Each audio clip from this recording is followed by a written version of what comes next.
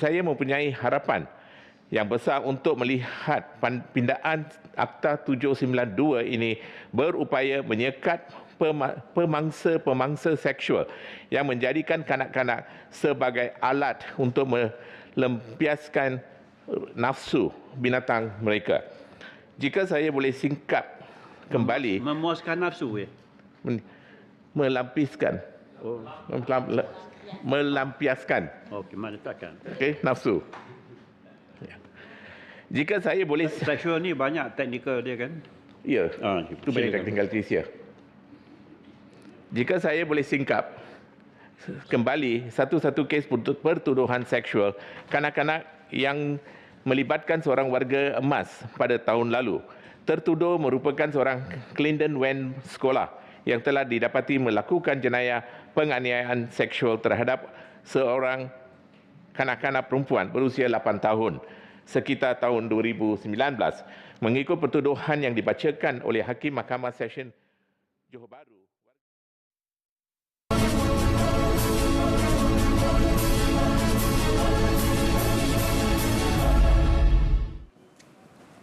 Baik, bertemu kembali bersama saya, Kak Rafiz untuk langsung dari Parlimen, dan kita sudah menyaksikan perbahasan di Dewan Negara untuk sesi jawab lisan telah pun selesai pada peringkat awalnya.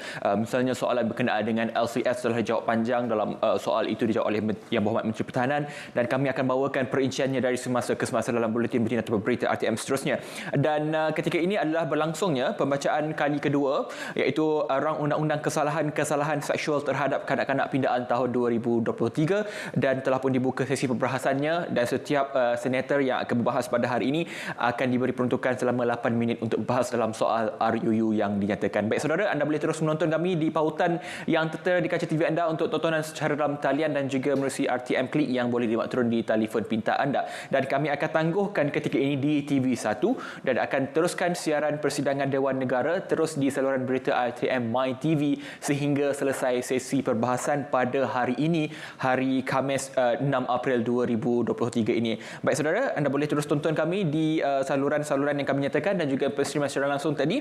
Dan ketika ini juga perbahasan sedang berlangsung dan pastinya akan lebih banyak lagi perbahasan untuk bacaan-bacaan kali kedua akan dibawakan untuk kita melihat kepada proses seterusnya bagaimana rang undang-undang diluluskan dan juga dibahaskan di peringkat Dewan Negara. Baik saudara, kita akan terus bersiaran pada minggu depan di TV1 waktu yang sama bermula jam 10 pagi sehinggalah selesai sesi perbahasan. Terima kasih menonton di TV1 dan terus saluran anda di saluran berita RTM My TV. Assalamualaikum dan jumpa lagi.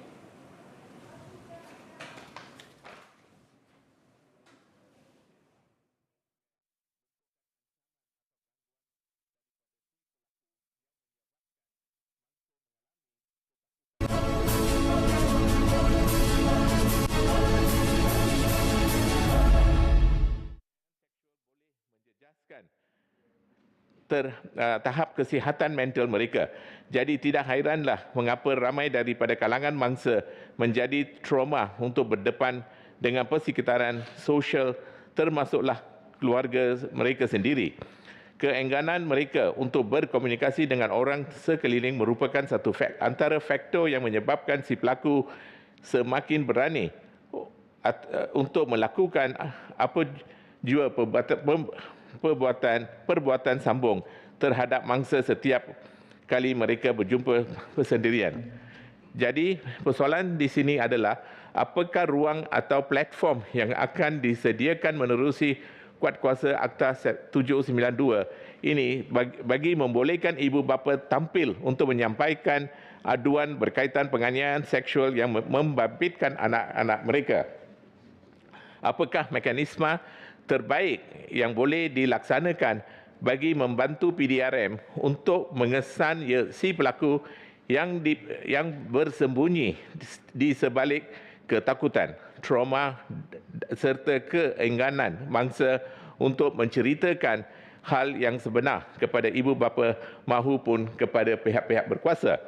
Tan Sri Yang di-Pertua, sekian sahaja ucapan perbahasan saya bagi rang undang-undang kesalahan-kesalahan seksual terhadap kanak-kanak pindaan 2023.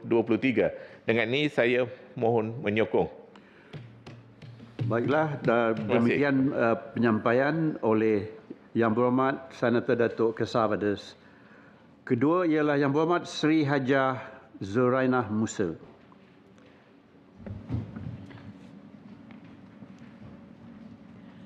Terima kasih Tan Sri Yang Dipertua. Assalamualaikum warahmatullahi wabarakatuh. Tan Sri Yang Dipertua, terima kasih saya ucapkan kerana mengizinkan saya menyertai perbahasan pindaan rang undang-undang kesalahan-kesalahan seksual terhadap kanak-kanak pindaan 2023. Seperti kita sedia maklum, Akta Ibu kepada pindaan ini, Akta Kesalahan Kanak-kanak Seksual terhadap kanak-kanak 2017 merupakan akta yang telah memperluaskan jenis tindakan yang dianggap sebagai jenayah kesalahan-kesalahan seksual terhadap kanak-kanak. Akta Ibu ini memenuhi keperluan untuk memastikan mana-mana pihak yang bertindak untuk mengeksploitasikan kanak-kanak di Malaysia dan juga kanak-kanak warga Malaysia di luar negara dapat dibendung. Saya menyambut baik usaha kerajaan untuk memperhalusi dan memperbaiki akta ini dengan rang undang-undang pindaan ini. Secara amnya, saya sememangnya menyokong RUU ini, namun saya mempunyai beberapa persoalan yang memerlukan penjelasan dari pihak YB Menteri yang bijaksana. Pertama, berkaitan dengan pindaan Seksyen 15A, Seksyen yang mewujudkan kesalahan-kesalahan berkaitan persembahan seksual oleh kanak-kanak. Saya ingin bertanya khususnya berkaitan aplikasi Seksyen ini kepada kesalahan sebagai penonton persembahan seksual kerana ia disebut oleh Yang Berhormat Menteri. Sejauh manakah Seksyen ini berkesan untuk membendung kesalahan penonton yang memilik bahan berkaitan persembahan seksual kanak-kanak apabila dia tidak mengetahui adanya kanak-kanak terlibat di dalam persembahan itu. Berkaitan dengan perkara ini juga, Akta Kanak-kanak 2001 meletakkan definisi kanak-kanak sebagai 17 tahun dan ke bawah. Manakala Seksyen 20 Akta Ibu pula menyatakan seseorang hanya boleh menggunakan alasan kanak-kanak kelihatan sudah dewasa apabila langkah munasabah dalam penentuan umur seseorang kanak-kanak itu telah dibuat. Dalam situasi penonton yang merupakan pemilik bahan berkaitan persembahan seksual kanak-kanak ini, apakah langkah munasabah yang boleh dibuat? Ini sebagai contoh sahaja, sebab saya kuatiri Seksyen ini terlalu luas dan membolehkan sesiapa yang dituduh untuk mengelakkan diri. Kedua, berkaitan pindaan Seksyen 26A dan 26B, Seksyen yang mewujudkan bayaran pampasan kepada mangsa kanak-kanak. Sejauh manakah kelonggaran diberikan kepada pihak hakim untuk menentukan jumlah pampasan yang perlu dibayar oleh pesalah? Saya faham bahawa terdapat beberapa kriteria yang disebut di bawah Seksyen 26A-4 termasuk keseriusan kesalahan, kecederaan fizikal atau emosi mangsa, perbelanjaan yang ditanggung oleh mangsa dan juga keupayaan orang yang disabit itu untuk membayarnya sebagai contoh. Sebab saya amat khawatir terdapat pesalah yang boleh mengelak daripada membayar pampasan ini yang tinggi kononnya atas alasan kesalahan mangsa atau victim blaming dengan izin dan juga pendapatan mereka yang rendah. Kita harus sedar bahawa tindakan jenayah seksual terhadap kanak-kanak ini merupakan perkara yang serius dan mempunyai kesan jangka masa panjang kepada kanak-kanak itu. Kita perlu memastikan pesalah tidak terlepas begitu sahaja.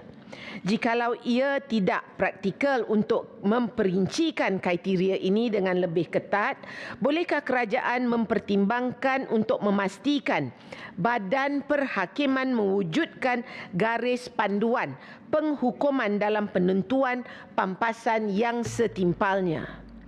Tan Sri Yang Dipertua, pindaan ini merupakan pindaan yang sangat baik dan usaha kerajaan patut dipuji. Tetapi saya juga ingin menyarankan kepada pihak kerajaan untuk... Tan Sri Yang Dipertua, mohon mencelah.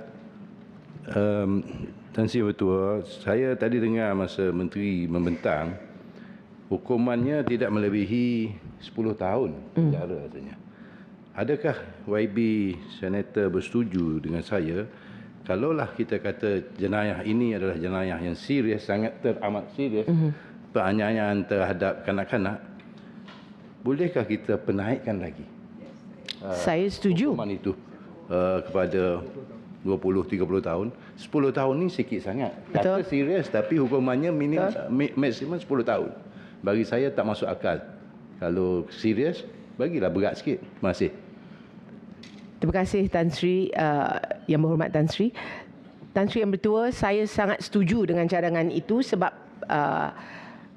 keadaan ini amat serius bagi saya, ya, terutama sekali apabila ia melibatkan kanak-kanak.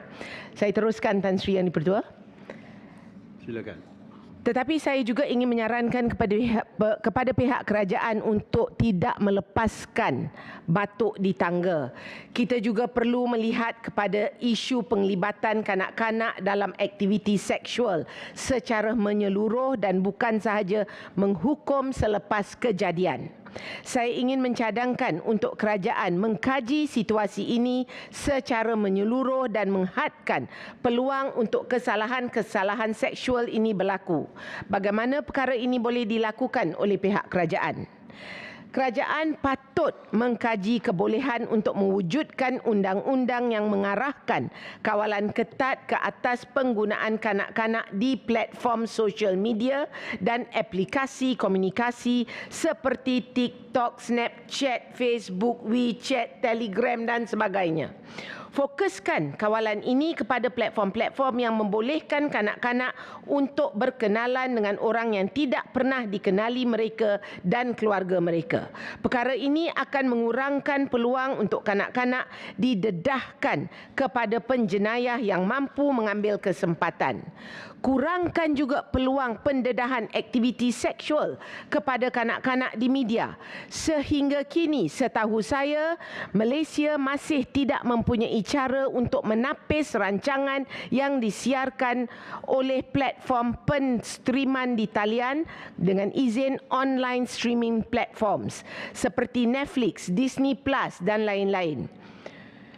Saya menyarankan sekurang-kurangnya untuk pihak kerajaan melalui Kementerian Komunikasi dan Digital untuk mengkaji pewujudan voluntary censorship code dengan izin, juga dengan pengusaha platform-platform tersebut seperti mana yang sedang diusahakan oleh kerajaan India. Tan Sri Yang Dipertua, itu sahaja yang ingin saya bangkitkan, dan sebagai seorang ibu dan seorang nenek, saya inginkan negara kita menjadi sebuah negara yang dapat melindungi anak-anak dan cucu-cucu kita. Saya dengan ini menyokong rang undang-undang. Sekian, terima kasih. Assalamualaikum warahmatullahi wabarakatuh. Waalaikumsalam dan terima kasih kembali kepada Datuk Seri Hajah Zurainah Musa. Terus kepada Yang Berhormat Datin Ros Suryati Alang. 8 minit.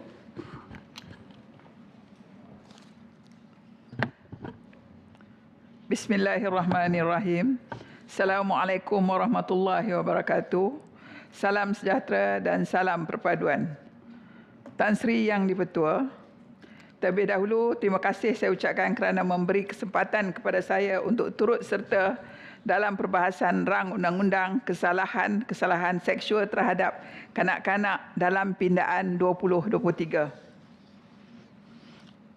Anak atau kanak-kanak merupakan anugerah ilahi yang tidak ternilai. Zaman kanak-kanak adalah suatu fasa kehidupan yang seharusnya dilalui dengan warna-warni indah dan dipenuhi dengan gelak ketawa.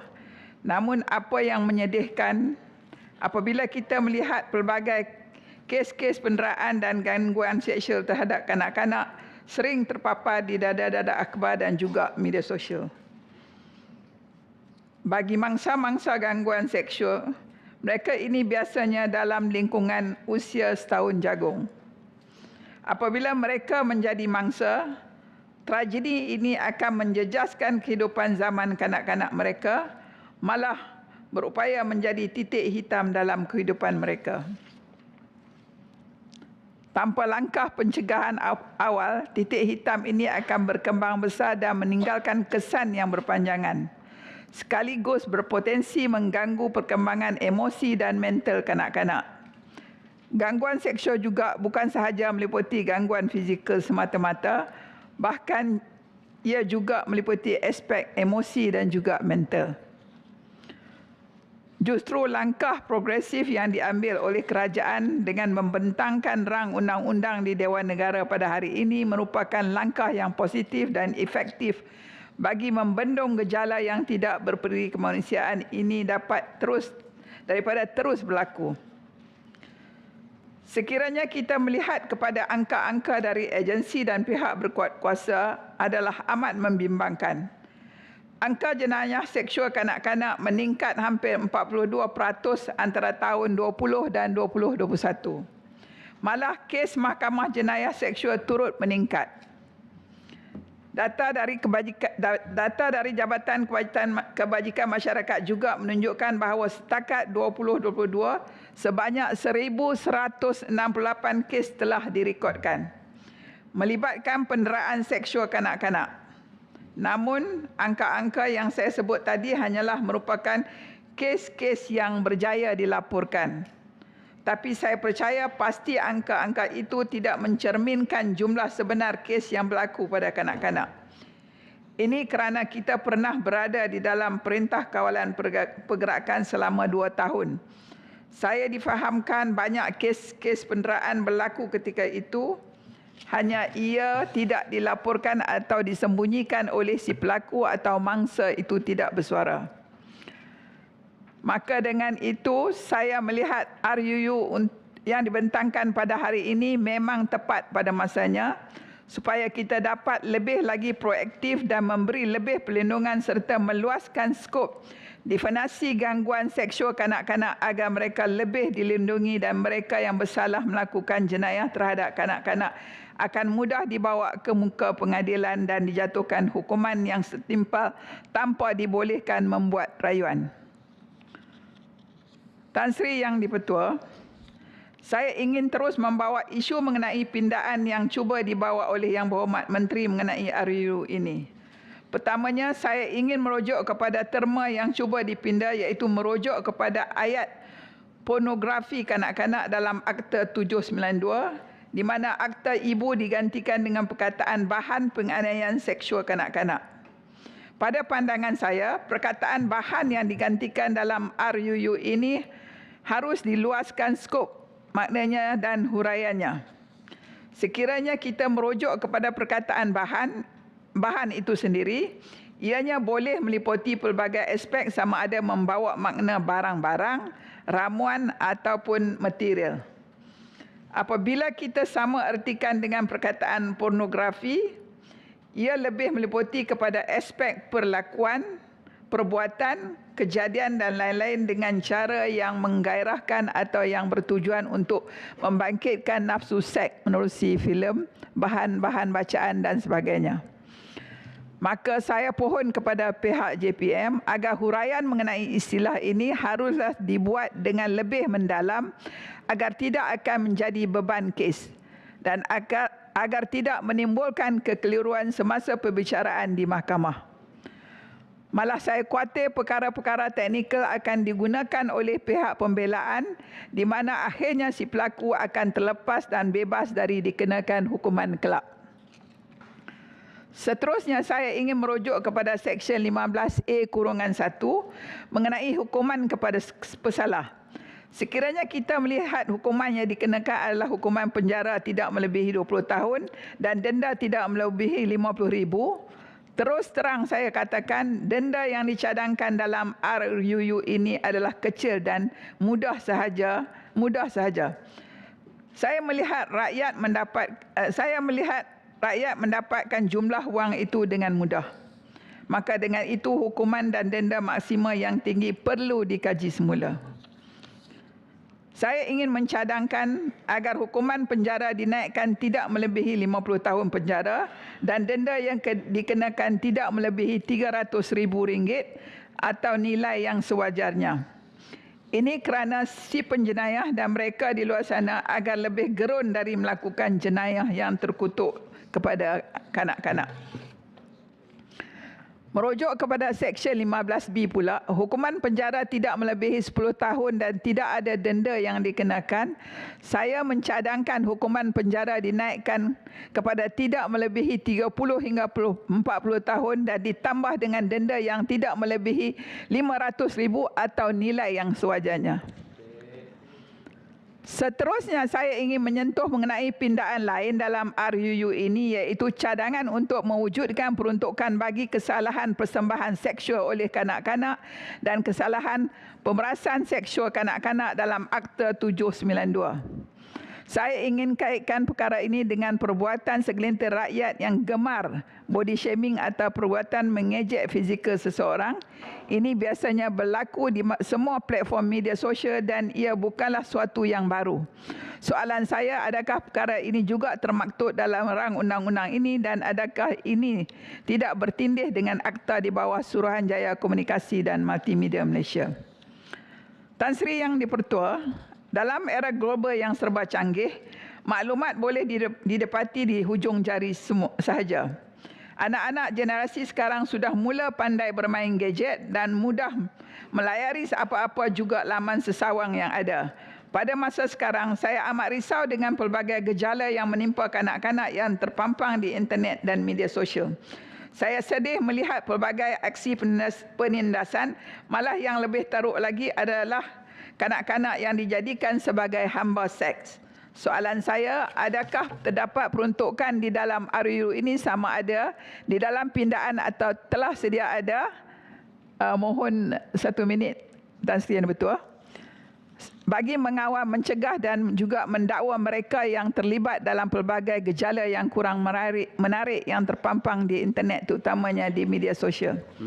Saya juga ingin tahu adakah ini terangkum dalam penggubalan Seksyen 15A yang baru, iaitu kesalahan kepada mereka yang menonton dan mengambil bahagian dalam persembahan seksual kanak-kanak boleh didakwa, bahkan semua pihak seperti penganjur, orang tengah atau mana-mana sindiket yang terlibat dalam melakukan kesalahan persembahan seksual kanak-kanak. Tuan Yang di-Pertua, dalam kita membahas RUU ini di peringkat dasar, saya ingin bertanya mengenai status Mahkamah Jenayah Seksual.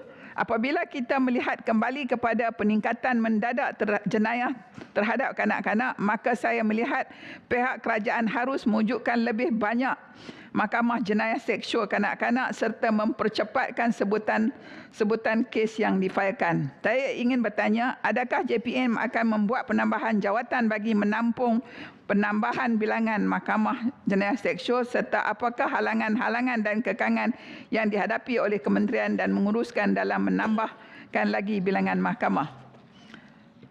Saya ingat banyak lagi. Maka dengan ini saya mohon menyokong RUU yang dibentang. Terima kasih. Terima kasih kembali kepada Yang Berhormat Datin Ros Suryati Alang. Kepada Yang Berhormat Senator Tuan Sri Haji Muhammad Apandi, Haji Muhammad. Terima kasih Tan Sri Yang di-Pertua. A'udzubillahi samii'al 'alim minasyaitonir rajim. Bismillahirrahmanirrahim. Rabbi shrah li sadri wa yassir li amri wahlul 'uqdatam min lisani yafqahu qawli. Bagi saya bangun untuk berbahas tentang akta kesalahan seksual terhadap kanak-kanak pindaan 2023. Kerana akta ini akta yang mula diperkenalkan pada tahun 2017. Akta ini dinamakan Akta 792. Oleh kerana akhir-akhir ini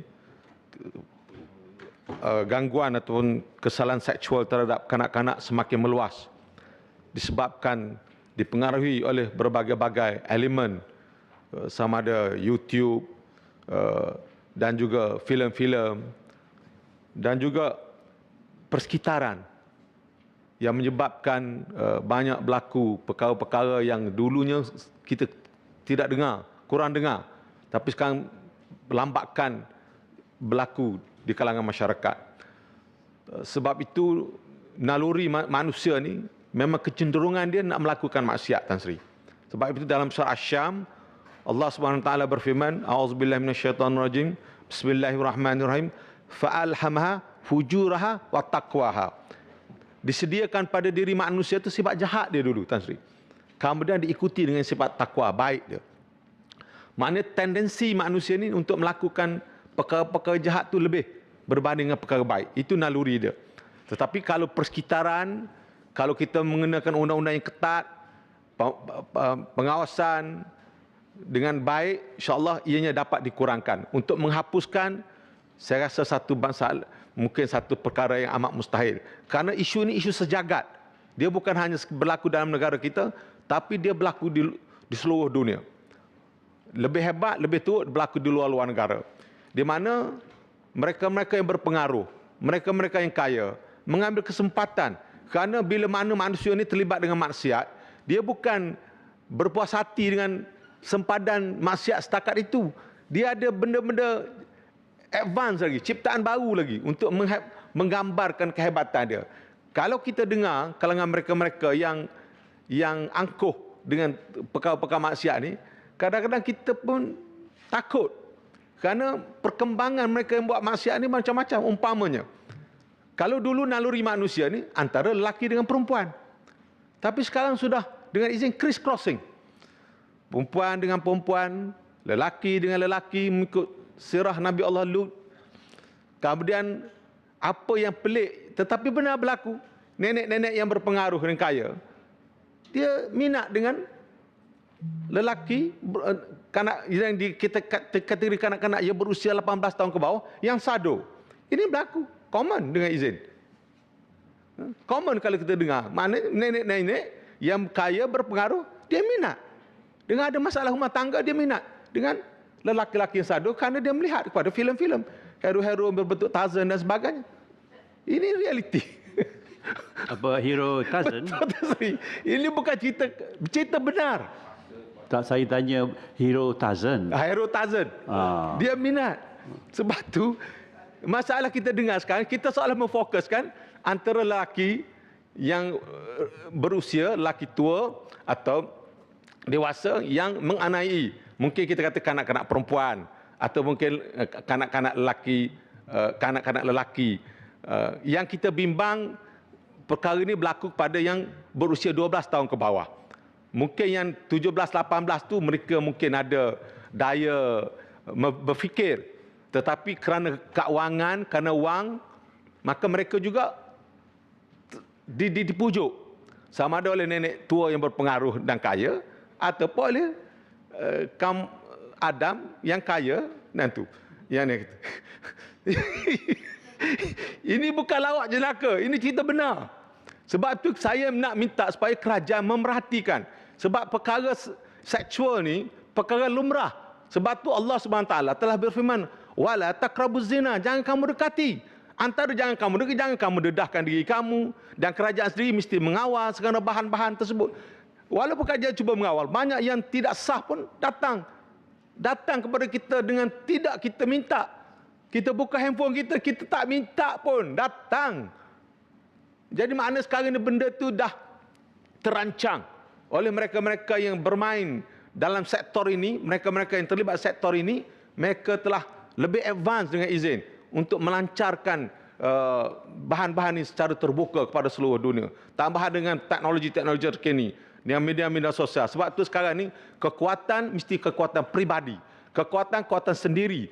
Kerajaan mungkin ada hak tertentu untuk menghadkan. Sebab itu kerajaan telah meluaskan skop, bagus. Meluaskan skop daripada dulu pornografi, seolah dalam bentuk hak material dengan izin. Filem, bahan-bahan bercetak. Tetapi sekarang kerajaan telah membuka jaring. Jala dia tu jaringan lebih besar. Dengan menggantikan perkataan pornografi kanak-kanak kepada bahan penganiayaan seksual kanak-kanak. Yang ini lebih meluas. Kerana mungkin dengan hanya menggunakan pendekatan pornografi terhad untuk kerajaan untuk disabitkan. Bila dengan menggunakan perkataan bahan penganiayaan seksual, maka lebih meluas. Kerana mereka yang melakukan perkara-perkara maksiat ni dan perkara jenayah, mereka pun hebat. Bukan calon-calon orang. Kalau kita tengok yang didedahkan di seluruh dunia sekarang ni, nama-nama yang hebat-hebat. Pelakon filem, pemain industri, kapten pada industri yang terlibat di seluruh yang merupakan mereka jadi kepala kepada seksual kepada kanak-kanak ini di peringkat dunia kita tahu. Sebab tu kerana apa? Kerana kerana dinding untuk menghalang mereka tu tidak kuat dan tidak ada. Sebab tu sekarang ni kita tengok walaupun kerajaan cuba menambah perkataan, menambah perkataan pornografi kanak-kanak pada bahan penganiayaan seksual kanak. Yang penting setakat mana pemantauan. Itu yang penting. Di kelemahan umumnya di pihak kerajaan ni pemantauan, penguatkuasaan. Di situ bila kita tanya pihak kerajaan, mereka tidak ada kaki tangan. Tambah pula kerajaan sekarang ini menghadapi masalah kekangan kewangan. Lagilah jawapan itu betul-betul. Kerana jawatan hakiki pun masih banyak di jabatan-jabatan tertentu yang tidak diisi. Bahkan bagaimana kita nak mengharapkan permintaan tambahan jawatan, masing-masing semua nak minta belaka. Minta tambahan di situ. Tapi hakiki pun banyak yang tidak diisi.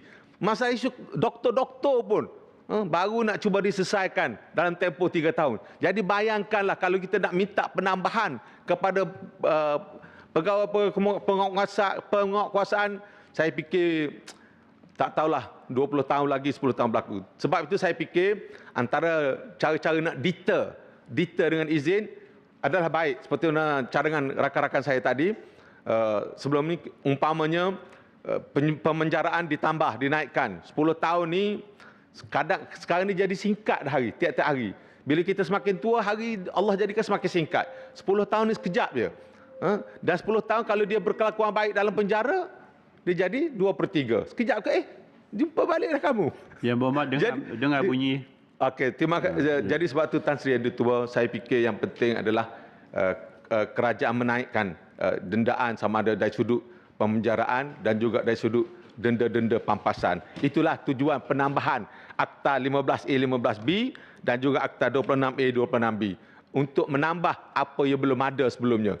Tapi insya-Allah saya harap supaya kerajaan lebih seriuslah menangani isu ini kerana ia menjadi igawan dan mimpi buruk masyarakat, terutama pada anak-anak yang terlibat yang terlibat dengan perkara-perkara ini yang bukan dengan niat mereka tetapi dengan paksaan kepada mereka. Sekian. Terima kasih. Wassalamualaikum warahmatullahi wabarakatuh. Kembali pada Surveyor Haji Muhammad Apandi, sekiranya pandangan ahli-ahli yang berhormat itu menaikkan denda yang lebih tinggi, kalau sebutan dalam ucapan saja sukar bagi menteri untuk menimbang, tapi cuba timbang dalam peringkat jawatan kuasa untuk difikirkan. Sekarang dijemput Yang Berhormat Senator Dr. Hajah Wan Martina Wan Yusof.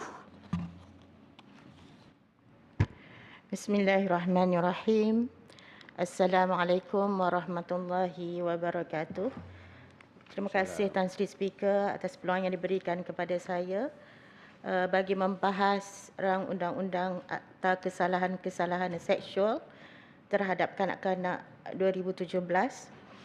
Sebagai memulakan perbahasan akta untuk meminda Akta Kesalahan-Kesalahan Seksual terhadap kanak-kanak 2017 ini, izinkan saya membaca maksud firman Allah dalam surah Maryam ayat 4 hingga 6 yang bermaksud, dia Nabi Zakaria merayu dengan berkata, wahai Tuhanku, sesungguhnya telah lemahlah tulang-tulangku dan telah putih melepaklah uban kepalaku. Dan aku, wahai Tuhanku, tidak pernah merasa hampa dengan doa permohonanku kepadamu. Dan sesungguhnya aku merasa bimbang akan kecuaian kaum kerabatku, menyempurnakan tugas-tugas agama sepeninggalanku.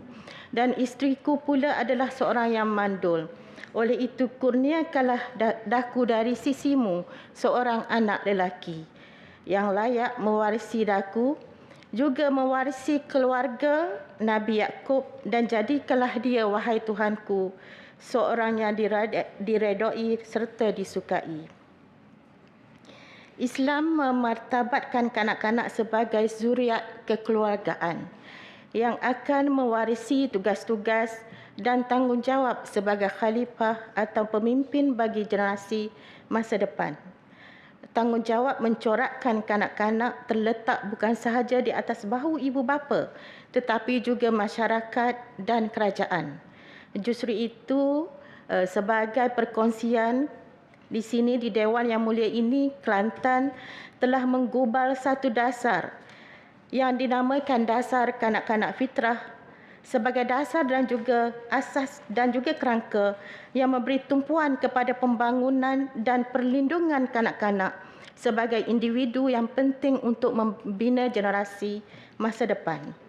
Kanak-kanak memerlukan perhatian istimewa dan khusus. Justru itu, akta ini amat penting untuk menjaga maslahah dan memberi perlindungan kepada kanak-kanak. Sehubungan dengan pindaan akta ini, saya ada beberapa persoalan yang perlukan penjelasan. Yang pertama, adakah pindaan ini dapat mengekang jenayah seksual yang makin menular secara tersembunyi dalam kalangan anak-anak muda Malaysia atau lebih dikenali sebagai aktiviti dark side dengan izin seperti di platform Facebook dan juga Twitter. Yang kedua, adakah pihak kementerian bercadang meningkatkan kolaborasi merantas agensi termasuk Kementerian Komunikasi dan Digital KKD, Jabatan Kebajikan Masyarakat dan juga NGO dalam mewujudkan program-program advokasi, pencegahan dan intervensi seperti kempen dan hebahan video bagi memberi kesedaran kepada ibu bapa dan juga masyarakat, terutama yang membabitkan eksploitasi terhadap kanak-kanak.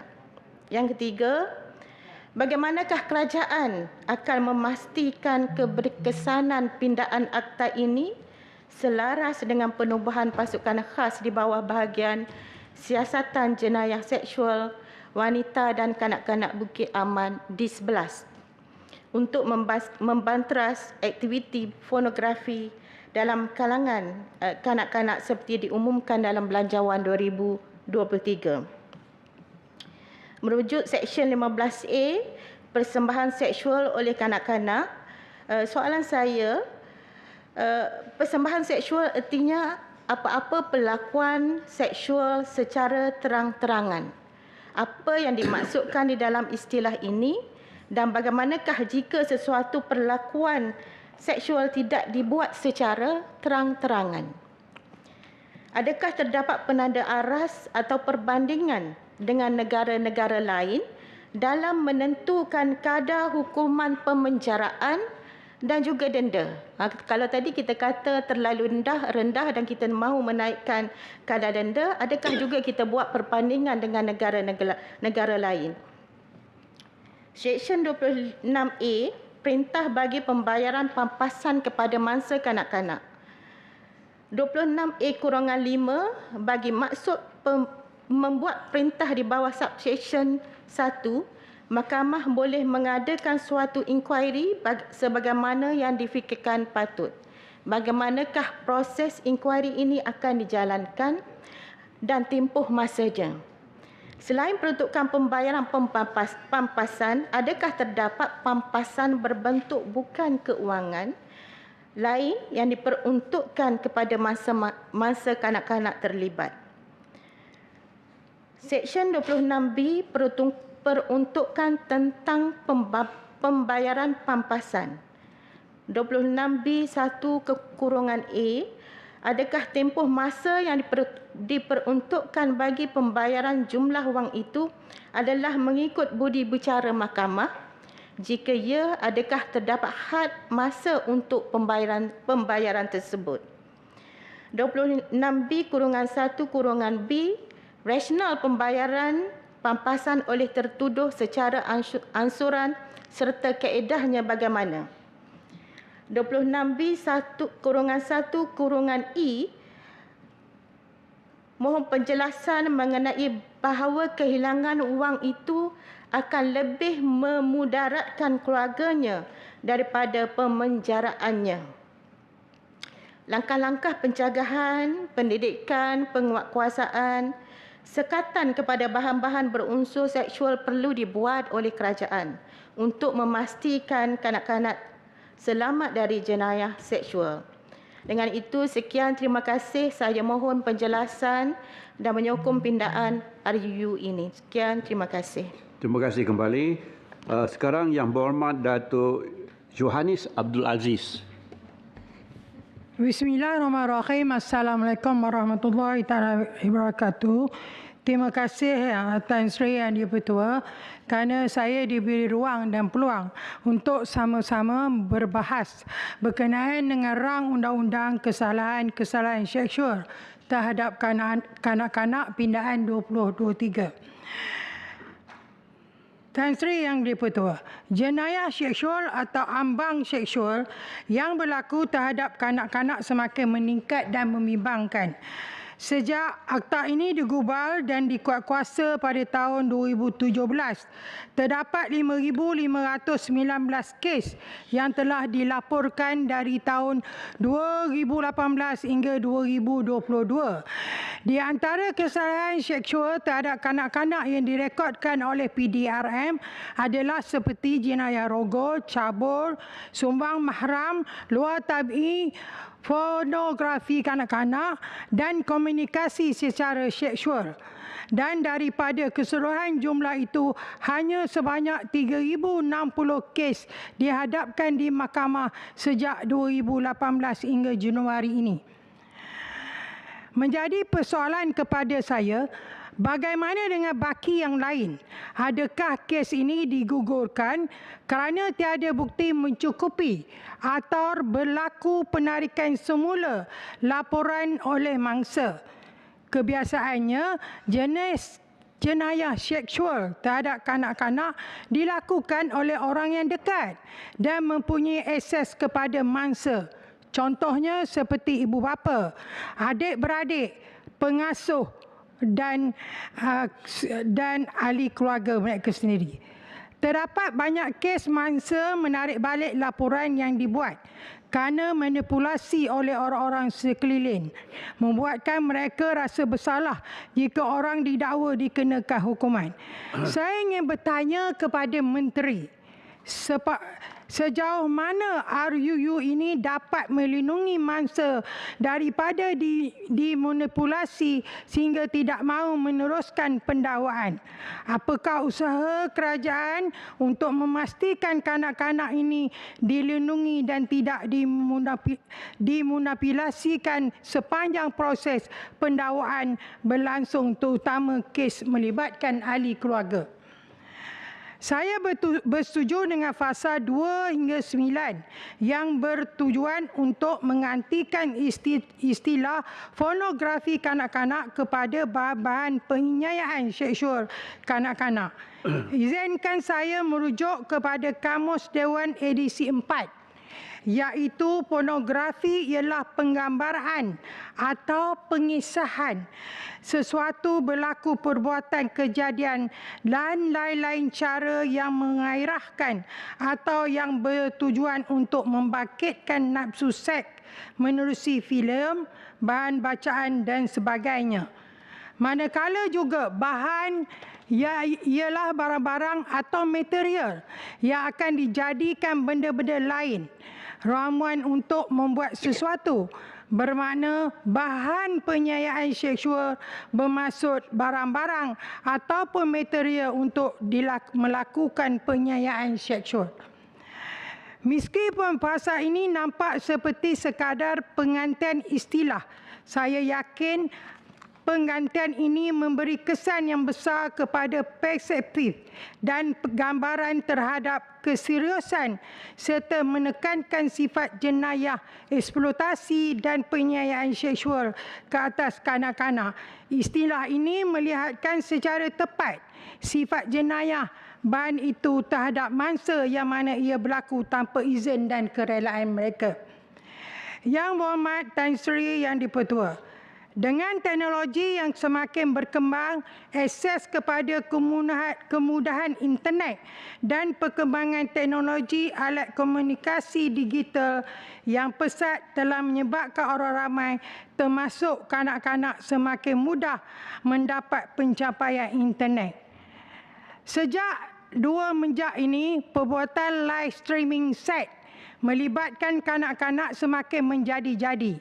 Perbuatan ini berlaku merujuk kepada siaran atau tayangan seorang kanak-kanak melakukan seksual melalui secara berekstreman langsung melalui internet kepada penonton. Malah ada yang dilakukan secara berbayar, bermakna mereka mendapat imbuhan daripada orang yang menonton. Kanak-kanak masih tidak matang dan tidak mampu berfikir kritis, menyebabkan mereka mudah terpengaruh. Saya amat bersetuju dengan cadangan pindahan fasa 14 untuk memasukkan seksyen baru 15A dan memperuntukkan kesalahan mengenai persembahan seks berhasrat untuk menangani isu live streaming seks yang semakin meluas.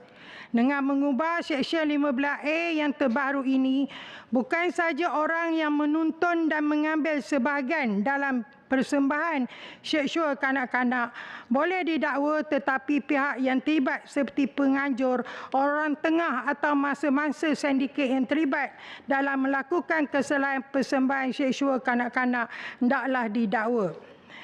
Namun begitu, saya merasakan hukuman tidak lebih daripada 20 tahun dan denda tidak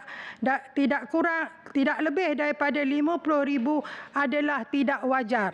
Saya mencadangkan akan kesalahan ini diberi hukuman yang berat, iaitu denda sebanyak 300,000 dan maksimum iaitu 30 tahun penjara.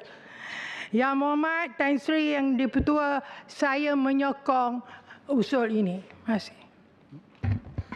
Baiklah, terima kasih kepada Yang Berhormat Datuk Johannes. Terus kepada Yang Berhormat Senator Tuan Abun Sui Anyit. Terima kasih Yang Tan Sri Yang Dipertua. Terima kasih juga kepada Dewan Yang Mulia ini kerana memberikan saya peluang untuk membahaskan undang-undang baru yang diperkenalkan untuk mencegah daripada kanak-kanak kita dianiaya. Tan Sri Yang Dipertua, sememangnya kita tahu bahawa kanak-kanak ataupun anak-anak kita ini adalah masa depan kita dan sewajarnya kita sebagai orang dewasa mempertahankan dan menjaga mereka umpama menatang minyak yang penuh sepatutnya. Dan ini saya percaya ibu bapa lakukan bagi anak-anak mereka. Dan kita sebagai ibu bapa sudah tentu kita mau membesarkan anak-anak kita ini daripada kecil sehingga mereka dapat mengawal diri sendiri sehingga menjadi orang yang berguna kepada negara. Walau bagaimanapun dengan adanya perbuatan-perbuatan jijik yang dilakukan oleh orang yang tidak bertanggung jawab, di mana anak-anak ini yang tidak mampu untuk mempertahankan diri, bahkan mereka yang tidak mampu untuk memikirkan kesan-kesan daripada apa perbuatan, apapun inducement dengan izin, orang tertentu yang cuba untuk memanipulasi kekurangan mereka ini, maka sangat wajarlah kerajaan untuk mencari satu jalan supaya mereka ini patut dihukum dengan sepatutnya, supaya perbuatan-perbuatan begini ditakuti oleh mereka yang selalu mengambil kesempatan. Tan Sri Yang Dipertua, kita selalu melihat kepada hukuman untuk melakukan perbuatan, untuk mencegah perbuatan-perbuatan yang berkaitan dengan penderaan ataupun seksual kanak-kanak ini. Tan Sri Yang Dipertua, bolehkah kita, ya, terutamanya bagi penyedia perkhidmatan sekarang ini, gadget yang semakin canggih, semakin moden, bahkan ada hampir setiap keluarga memiliki handphone sekarang ini, dan kita melihat perkara ini sesuatu yang mendorong kepada perbuatan-perbuatan yang apabila kita melihat gadget kita ataupun handphone kita tanpa diundang, seperti yang dikatakan juga oleh rakan senator kita sebentar tadi, ada wujud di dalam handphone kita. Jadi justru itu saya menyarankan supaya pihak yang menyediakan perkhidmatan ini, terutamanya seperti Digi, seperti Selcom dan sebagainya, mungkin adakah mereka perlu diberi satu syarat supaya perkara-perkara begini boleh disekat, ya, supaya perkara ini tidak akan mendedahkan setiap kita kepada unsur-unsur yang akan menyebabkan seseorang itu untuk melakukan sesuatu yang tidak baik terhadap kanak-kanak apabila ingin melampiaskan, apabila perkara-perkara ini terdedah ataupun dengan di hujung jari saja di hadapan kita, ya, terutamanya mereka yang kurang kuat dari segi rohani dan moralnya. Jadi menyebut tentang moral dan juga rohani ini, Tan Sri Yang di-Pertua, saya ingin bertanya ataupun mencadangkan kepada kerajaan ataupun kementerian yang berkaitan, terutamanya supaya ada peruntukan diberi kepada institusi agama ini, baik agama Islam, baik yang bukan Islam, supaya institusi agama ini diperkuatkan. Apapun agama, saya percaya adalah untuk kebaikan setiap warga negara kita. Justru itu, dengan kekuatan moral, dengan kekuatan rohani setiap kita, maka saya percaya kita akan benci kepada perbuatan-perbuatan yang tidak bermoral ini. Tan Sri Yang di-Pertua, saya mencadangkan supaya kementerian mengambil berat dengan institusi agama kita, supaya janganlah agama ini semata-mata kononnya hanya untuk kita lah yang beragama, sokonglah kami sehingga mau menjadi pihak berkuasa. Tetapi mari kita tumpukan supaya institusi agama ini digunakan untuk mendidik moral kita, bukan menunjukkan siapa yang paling beragama yang sepatutnya disokong supaya kita menjadi pihak berkuasa. Bukan begitu. Tetapi marilah saya cadangkan supaya institusi agama ini diberikan peruntukan tambahan supaya mereka boleh mempergiatkan lagi, terutamanya untuk mendidik anak-anak kita, untuk membawa mereka ataupun memberi satu peruntukan yang cukup supaya institusi agama ini boleh melakukan pelajaran-pelajaran yang boleh meningkatkan moral mereka, meningkatkan rohani mereka. Saya percaya terutamanya, contohnya saya sendiri sebagai seorang Kristian, saya mau anak-anak kita yang beragama Kristian ini kuat rohani mereka, supaya mereka akan dapat membezakan yang baik dan yang buruk, dan apabila mereka sudah terdidik daripada kecil, maka mereka akan membenci perbuatan-perbuatan yang tidak bermoral seperti apa yang kita lakukan pada hari ini. Justru Yang di-Pertua, saya mencadangkan supaya walaupun kita berharap supaya hukuman ini akan menjadi lebih tegas seperti sahabat senator yang mengatakan tadi, saya lebih kepada berbentuk kerohanian, kerana walau bagaimana tegas pun sesuatu hukuman itu, sekiranya kita tidak ada pendinding di dalam diri kita, ya, masyarakat kita, rakyat kita di negara kita ini, kita akan mudah tergoda dengan perkara-perkara begini. Maka oleh sebab itulah saya memang bersetuju dengan hukuman yang cadangkan oleh kerajaan ini. Tetapi sekali lagi saya mengulangi supaya kita lebih menumpukan kepada hukuman penjara itu. Hukuman penjara, kalau orang yang begini masih ada di kalangan kita, saya percaya kita tidak memerlukan mereka ada di dalam masyarakat kita. Pencerahan sikit. Ya. Tan Sri, boleh ya? Sedikit. Mengenai hukuman ni, Yang Berhormat Senator, ada jenayah-jenayah yang hukumannya lebih teruk, lebih besar, lebih berat daripada ini, terutamanya hukuman mati macam Akta Dadah Berbahaya. Tapi kita lihat pelaku-pelakunya makin ramai, ya, dan macam tidak berkesudahan. Yang kita nakkan hukuman ni, kalau boleh setuju, ialah supaya ada kegerunan. Jangan kegerunan itu bertukar menjadi ketakutan sehingga bila dia teringat ini 50 tahun contohnya ataupun ni, maka tindakan dia terhadap mangsa penganiayaan tadi akan menjadi lebih ganas lagi.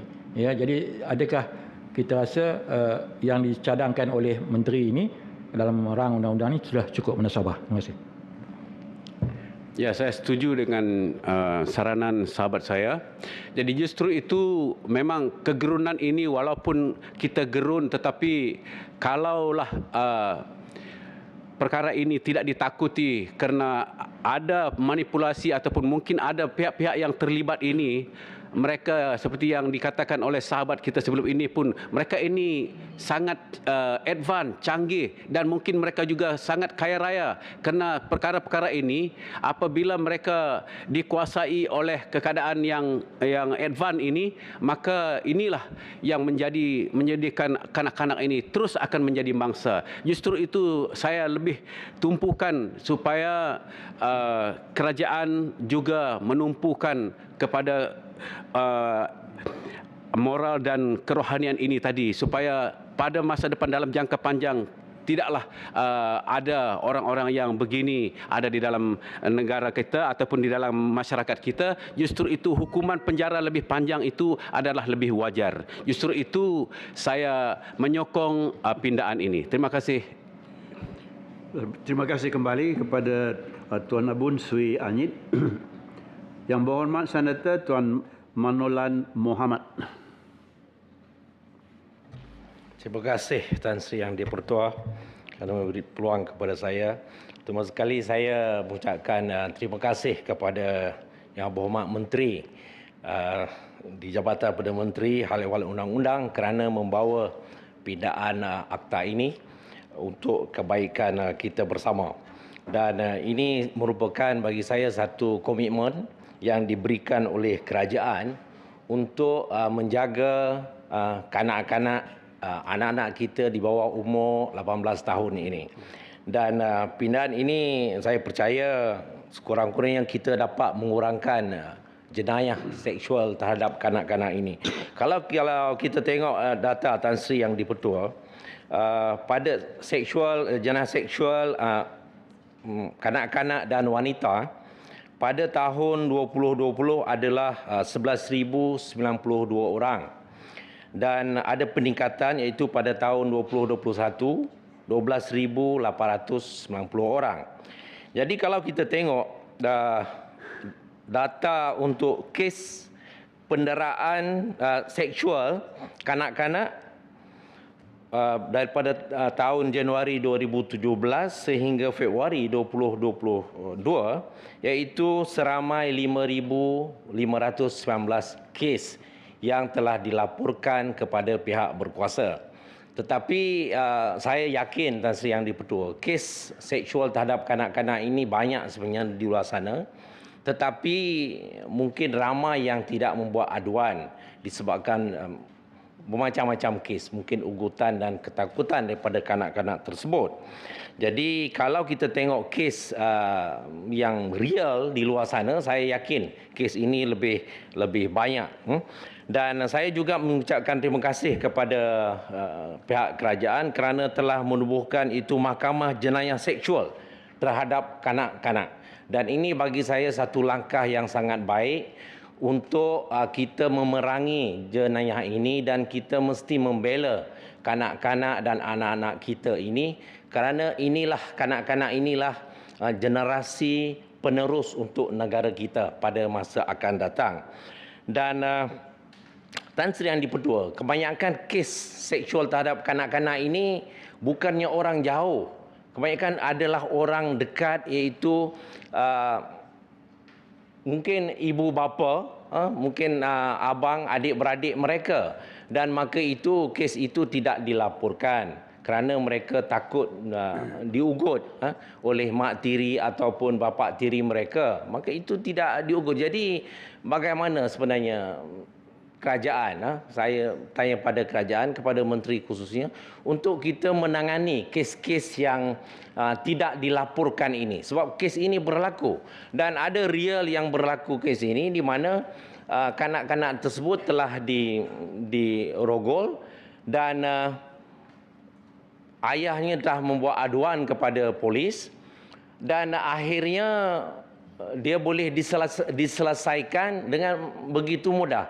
Kerana penjenayah itu adalah orang yang dikatakan berada, ada sumber keuangan mungkin, dan akhirnya yang menjadi mangsa kanak-kanak tersebut dan diselesaikan begitu saja. Dan ini menjadi trauma dan menjadi masalah jangka panjang kepada kanak-kanak tersebut. Jadi apa sebenarnya kes-kes yang tak boleh diselesaikan, yang tidak dilaporkan ini.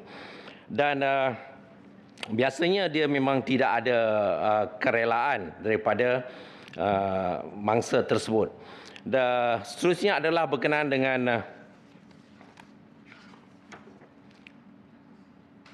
pampasan tadi, iaitu seksyen baru 26A dan 26B, di mana pampasan yang akan dibayar kepada mangsa itu adalah yang difikirkan adil dan munasabah.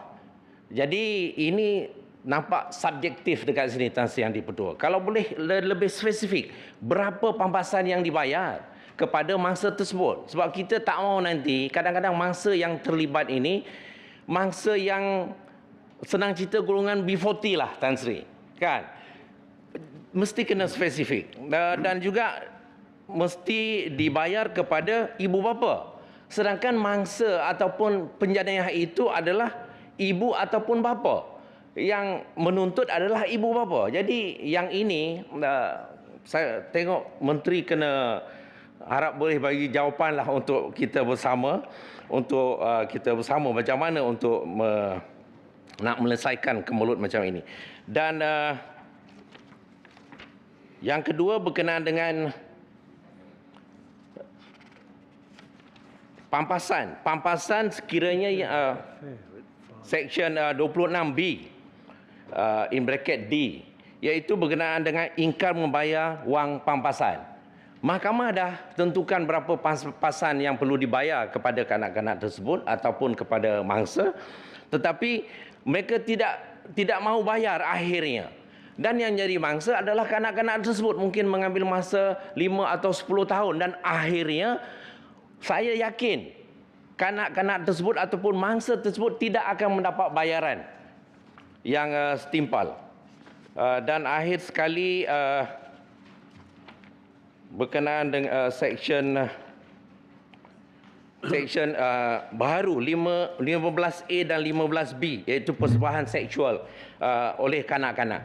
Sekiranya penganjur ini bukan orang Malaysia, dia di luar negara, kan, sekali online streaming, tetapi perkara itu berlaku di Malaysia, tetapi penganjur di luar negara, bagaimana kita nak mahu mendakwa penjenayah ini dan juga penonton-penonton ini, sedangkan dia rakyat Malaysia tetapi di luar negara. Jadi saya dengan itu juga sebenarnya memang amat menyokong saranan yang pindaan yang akan dibuat terhadap akta kesalahan seksual terhadap kanak-kanak, iaitu pindaan 2023 ini.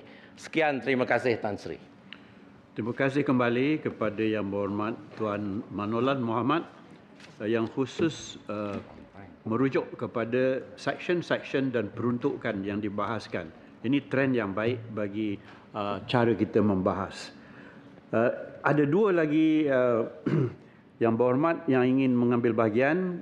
Saya dahulukan Yang Berhormat Tuan Haji Husin Ismail.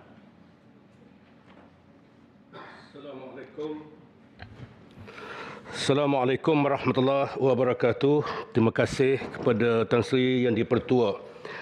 Pertamanya saya ingin untuk menyatakan sokongan saya terhadap pindaan ini, dengan harapan akan terus berlakunya pindaan sehingga terlaksananya apa yang kita duk baca doa setiap pagi kita memulakan sidang dewan ini, iaitu ungkapan bersama kita membesarkan Allah, kembali kepada Allah. Tan Sri Yang di-Pertua, saya ingin bertanya kepada menteri yang berkenaan, apakah akta ini juga termasuk dalam aktiviti perlakuan luar tabi'i yang dilakukan kepada kanak-kanak? Sebab perlakuan ini sekarang ini sudah jadi satu perkara yang banyak tersebar di mana-mana. Yang keduanya, apakah ini berlaku pun termasuk dalam perlakuan yang bukan terpaksa? Hari ini kanak-kanak sendiri melakukannya bersama dengan kanak-kanak umur sebelum umur 12 tahun yang kita selalu dengar dipaparkan di akhbar dan di mana-mana, hasil daripada suasana environment yang mereka berada sekarang. Yang keduanya, saya ingin juga menyebut dalam seksyen 26A dan 26B. Tadi sahabat-sahabat senator ada menyebut tentang kewajaran, tentang kemunasabahan, hukum, jumlah hukuman yang dikenakan. Saya ingin mengambil sedikit kesempatan ini untuk kita mengajak kita berfikir bersama. Sebenarnya berapa harga dendaan, pampasan yang patut dan wajar kita beri? Kita kata 10 tahun. Ada yang cadangkan 20 tahun. Ada yang cadangkan 30 tahun. Sikit yang saya nak imbas. Kalau sekiranya perlakuan itu dibuat dalam bentuk filem dan dipaparkan, disebarkan dalam YouTube dan di mana-mana, diluaskan lagi dalam TikTok dan macam-macam. 10 tahun yang memperlakukannya kepada kanak-kanak, dia 10 tahun di penjara, 10 tahun, lepas 10 tahun dia dah keluar, Tan Sri. Tetapi anak tu baru mungkin kalau masa tu umur 12 tahun, sekarang sudah jadi 22 tahun. Dan perasaan, kesan ini bukan sekadar 20 tahun. Sampai bila-bila. Kesan traumanya sampai bila-bila, sampai anak cucu. Sebab tidak mampu didelete dalam media yang ada makin canggih hari ini. Anak dia, cucu dia, cicit dia, yang masa sekarangnya anak-anak, masih kanak-kanak yang diperlakukan, melihat apa yang sudah berlaku kepada tok nenek moyang ni dulu. Kalau itu terkena pada kita, cuba kita tanya berapa pampasan yang kita nak? Berapa denda yang patut kita nak tuntut daripada pelaku yang melakukan kepada kita, mahupun kita tu kanak-kanak lah masa itu. Apatah lagi yang diperlakukan juga dengan aktiviti luar tabi'i pada cucu kita. Cucu kita pula kalau kita nak tanya berapa dia nak minta pampasan yang patut dibayar, orang tu pun masih hidup. Kesan sampingan daripada itu bukan sekadar pampasan, tetapi dendam kesumat yang saya fikir tak akan berkesudahan. Tuan-tuan yang dihormati, tuan-tuan yang di-Pertua dan sahabat-sahabat senator yang saya hormati sekalian. Sebab itu, walaupun saya sebut tadi, saya bersetuju, tetapi saya macam tak ada penyelesaian dengan suatu keputusan cadangan denda yang diberikan.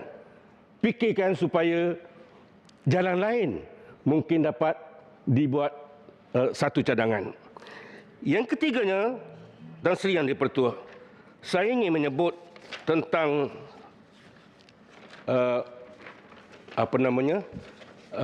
istilah ini.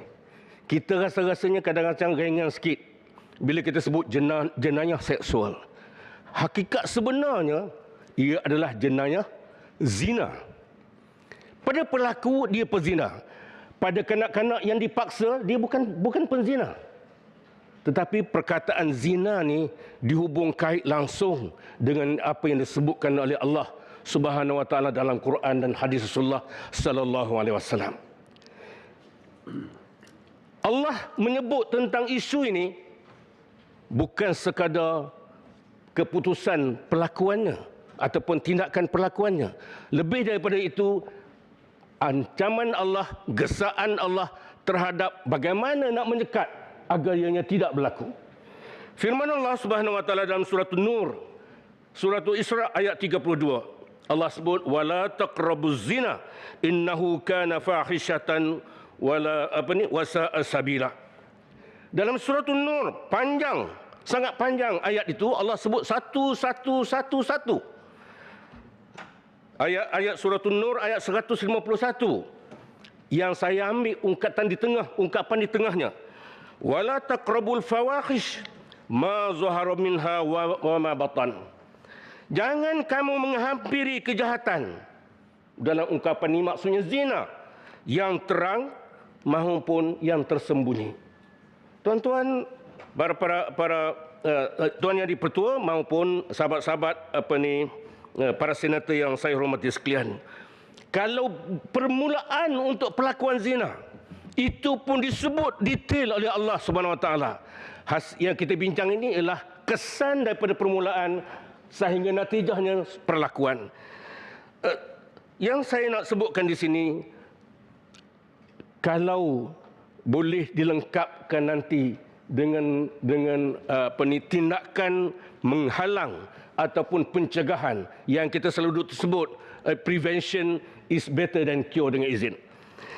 Yang ketiganya, saya tengok dalam suasana yang ada sekarang ini, perkara yang paling mendorong, saya setuju dengan pandangan Datuk Wira Dr. Hatta tadi, bahawa suasana sekeliling ini perlu diolah dan juga cadangan untuk penyelesaian secara ancaman ataupun kegerunan. Satu medan tadi juga disebut oleh sahabat-sahabat senator mengatakan bahawa perlu ada rentas kementerian bagi menjayakan membendung program ini. Saya tengok antara yang paling besar adalah Kementerian Belia di samping Kementerian Dalam Negeri dan lain-lain. Kementerian Belia, Kementerian Media, Komunikasi dan Digital.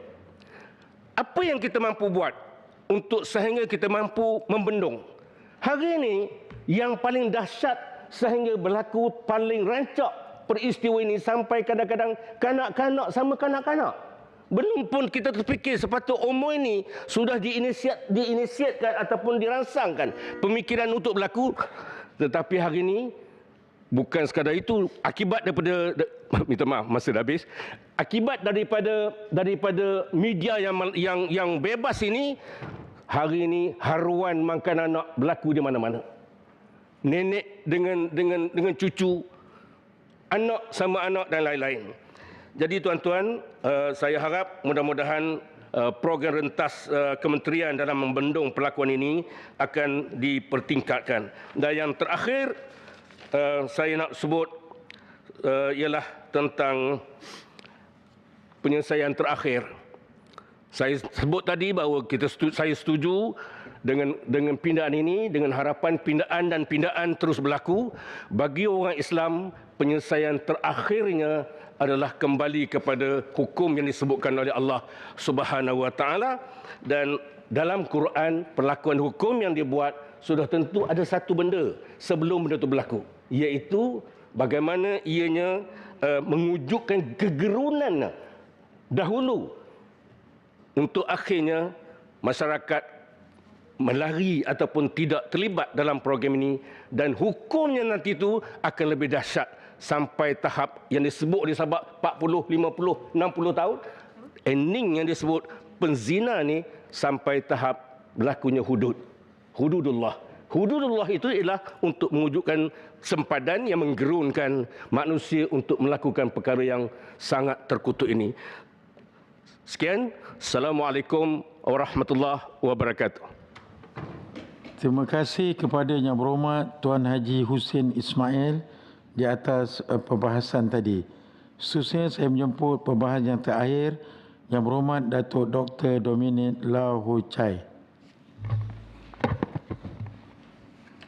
Terima kasih kepada Datuk Seri Yang Dipertua kerana memberikan peluang saya untuk membahas RUU kesalahan seksual terhadap kanak-kanak pindaan 2023. Saya pun nak ambil kesempatan ini mengucapkan terima kasih kepada Yang Berhormat Menteri masih bersama dengan kita mendengar cadangan dan pandangan. Dalam usaha kita secara bersama melindungi kanak-kanak wira masa depan kita, saya mulakan perbahasan saya dengan menyokong pindaan yang dimaksudkan dalam RUU kesalahan seksual terhadap kanak-kanak. Ini adalah penting kerana di setiap kita dalam Dewan Yang Mulia ini akan setuju dan dengan pendekatan ini tanpa mengira latar belakang politik, ideologi, kerajaan atau pembangkang. Untuk maklumat rakan-rakan yang saya hormati, pendirian saya ialah bahawa kanak-kanak adalah harapan negara yang mempunyai perikatan kepada sebuah bangsa yang makmur. Ia menjadi tanggungjawab kita semua sebagai ahli majlis untuk memberikan kelulusan yang sewajarnya kepada pindaan ini. Datuk Seri Yang Dipertua, di sini saya ada beberapa pandangan, terutamanya ada 3 cadangan dan 1 soalan jika masa diizinkan, berkenaan dengan kesalahan seksual terhadap kanak-kanak. Saya difahamkan daripada Yang Berhormat Menteri ada terdapat 6 cadangan pindaan dalam RUU kesalahan seksual terhadap kanak-kanak, termasuk beberapa peruntukan kuasa. Dan saya percaya bahawa RUU ini juga memerlukan langkah dan tindakan yang merangkumi aspek pencegahan dan pemulihan yang selaras dengan dasar, yang ini penting, selaras dengan dasar Jabatan Penjara Malaysia dan juga Polis Diraja Malaysia, iaitu pencegahan aktiviti jenayah dan pemulihan pesalah jenayah. Saya bermula dengan cadangan yang pertama, ialah untuk menyentuh dalam bidang pencegahan. Saya mencadangkan kepada kementerian mengadakan atau menubuhkan sebuah data pendaftar pensalah seksual, iaitu dengan izin Sexual Offender Registry, yang boleh diakses oleh orang awam. Tujuan utamanya ialah pemantauan pesalah seksual itu terhadap kanak-kanak. Bagaimana melaksanakan? Berapa lama tempohnya? Saya bercadang kepada kerajaan melaksanakan secara tahap yang mengikutkan kesalahan. Classify according to severity of the crime dengan izin, seperti yang dilaksanakan oleh negeri-negeri di Amerika Syarikat, California dan Texas. Saya mengesyorkan tahap dan tempo seseorang didaftar dalam rekod tersebut perlu dikategorikan kepada tahap 1, tempo rekod dalam daftar tersebut selama 10 tahun dengan izin low severity. Tahap yang kedua itu selama 20 tahun, iaitu moderate severity. Dan tahap yang ketiga ialah tempo seumur hidup, iaitu high severity. Selain daripada registry pesalah seksual, saya pun nak cadangkan penggunaan monitor penggelang kaki atau dengan izin ankle monitor juga disyorkan dengan lapor diri mandatory di Balai Polis setiap minggu bagi tujuan pemantauan. Saya ingin menjelaskan kemungkinan ada rakan-rakan berpendapat cadangan saya memang itu ekstrim atau kejam. Tetapi saya nak mengatakan bahawa pendapat saya hak ibu bapa dalam memastikan keadilan kanak-kanak mereka adalah lebih penting berbanding hak asasi kebebasan pesalah, bekas pesalah atau yang masih dalam proses rehabilitasi. Yang cadangan yang kedua masih sentuh dalam bidang pencegahan, iaitu langkah-langkah pencegahan jenayah seksual terhadap kanak-kanak. Saya nak bercadang RUU yang dimaksudkan itu menggehatkan penggerakan pesalah seksual kanak-kanak itu di zon sekolah, limiting the predator movement in school zones. Ini satu. Selain daripada itu, kita mesti melarang pengambilan pesalah dari kerja dalam sektor yang melibatkan kanak-kanak. Stop the predator working in the childcare sector, child-centric entertainment sector such as theme park, child or teenager education sectors dengan izin. Dan menghadkan pesalah juga untuk mendampingi anak bawah umur mereka diri sendiri. Jabatan Kebajikan perlulah masuk campur tangan untuk memberikan hak menjaga anak tersebut kepada pasangan pesalah tersebut jika ada. Interaksi di antara pesalah dan anaknya diri sendiri perlu diselia juga oleh ahli keluarganya atau Jabatan Kebajikan. Lalu Seri yang di-kedua, cadangan yang seterusnya, cadangan yang terakhir iaitu cadangan yang ketiga, saya ingin menyentuh ialah elemen pemulihan bagi pesalah seksual terhadap kanak-kanak. Saya cadang pindaan 2023 yang dimaksudkan juga mewajibkan program pemulihan pesalah seksual kanak-kanak terutamanya dari segi psikologi. Pesalah seksual perlu diwajibkan menjalani sesi terapi dan kaunseling kesihatan mental daripada pakar kesihatan mental yang diiktirafkan oleh Kementerian Kesihatan. Tetapi di sinilah menimbul satu masalah lagi atau cabaran lagi, iaitu pakar kesihatan mental di negara kita jumlahnya memanglah amat rendah. Tujuan program pemulihan adalah untuk mengurangkan kadar jenayah berulang sekali lagi. Oleh itu, jika kita menurut laporan daripada Office SMART, iaitu Office of Sex Offender Sentencing, Monitoring, Apprehending, Registering and Tracking di bawah Department of Justice negara Amerika Syarikat, rawatan kesihatan mental terhadap pesalah seksual, terutamanya pesalah risiko sederhana dan tinggi, dapat mengurangkan kadar residivisme kesalahan seksual yang sebanyak 5 sampai 8% dalam tempoh 5 tahun. Kemungkinan ada orang berpendapat ini adalah sebegitu sedikit, akan tetapi belum kita cuba, belum tahu bagaimana impaknya program ini. Even 1% dengan izin penurungan kadar residivisme kesalahan seksual, saya anggap sebagai satu kemenangan kecil, a small victory because there is one less reoffender on the streets as a result of the treatment program dengan izin. Lalu Seri yang di-Pertua, memang saya ada boleh bagi masa 2 minit lagi. Silakan. Terima kasih. Ada soalan. Saya juga ingin menyentuh sedikit mengenai skop pasal 12 RUU ini, iaitu kesalahan berkomunikasi secara seksual dengan kanak-kanak. Ini maksud komunikasi di antara kanak-kanak yang sama umur itu ada termasuk juga atau tidak. Saya ingin mendapat sedikit pencerahan, adakah kanak-kanak ataupun remaja termasuk dalam kesalahan tersebut. It's known that teenagers might be sexual curious of their age and might communicate with their peers in a possible sexual manner due to the process of the sexual explorations dengan izin. Walaupun saya tidak setuju dengan perkara tersebut yang kurang sesuai dari pendekatan moral dan agama, namun saya berpendapat bahawa dengan izin teenagers are still in the process of learning what is right and wrong. Kalau remaja bawah umur ditangkap kerana berkomunikasi secara seksual dengan remaja bawah umur yang lain, adakah wajar kita melaksanakan hukuman yang sebegitu berat yang bakal menghancurkan masa depan remaja tersebut? Just because of their sexual curiosity, which I stress again is perfectly normal at their age dengan izin. Oleh itulah saya minta kerajaan meneliti isu ini.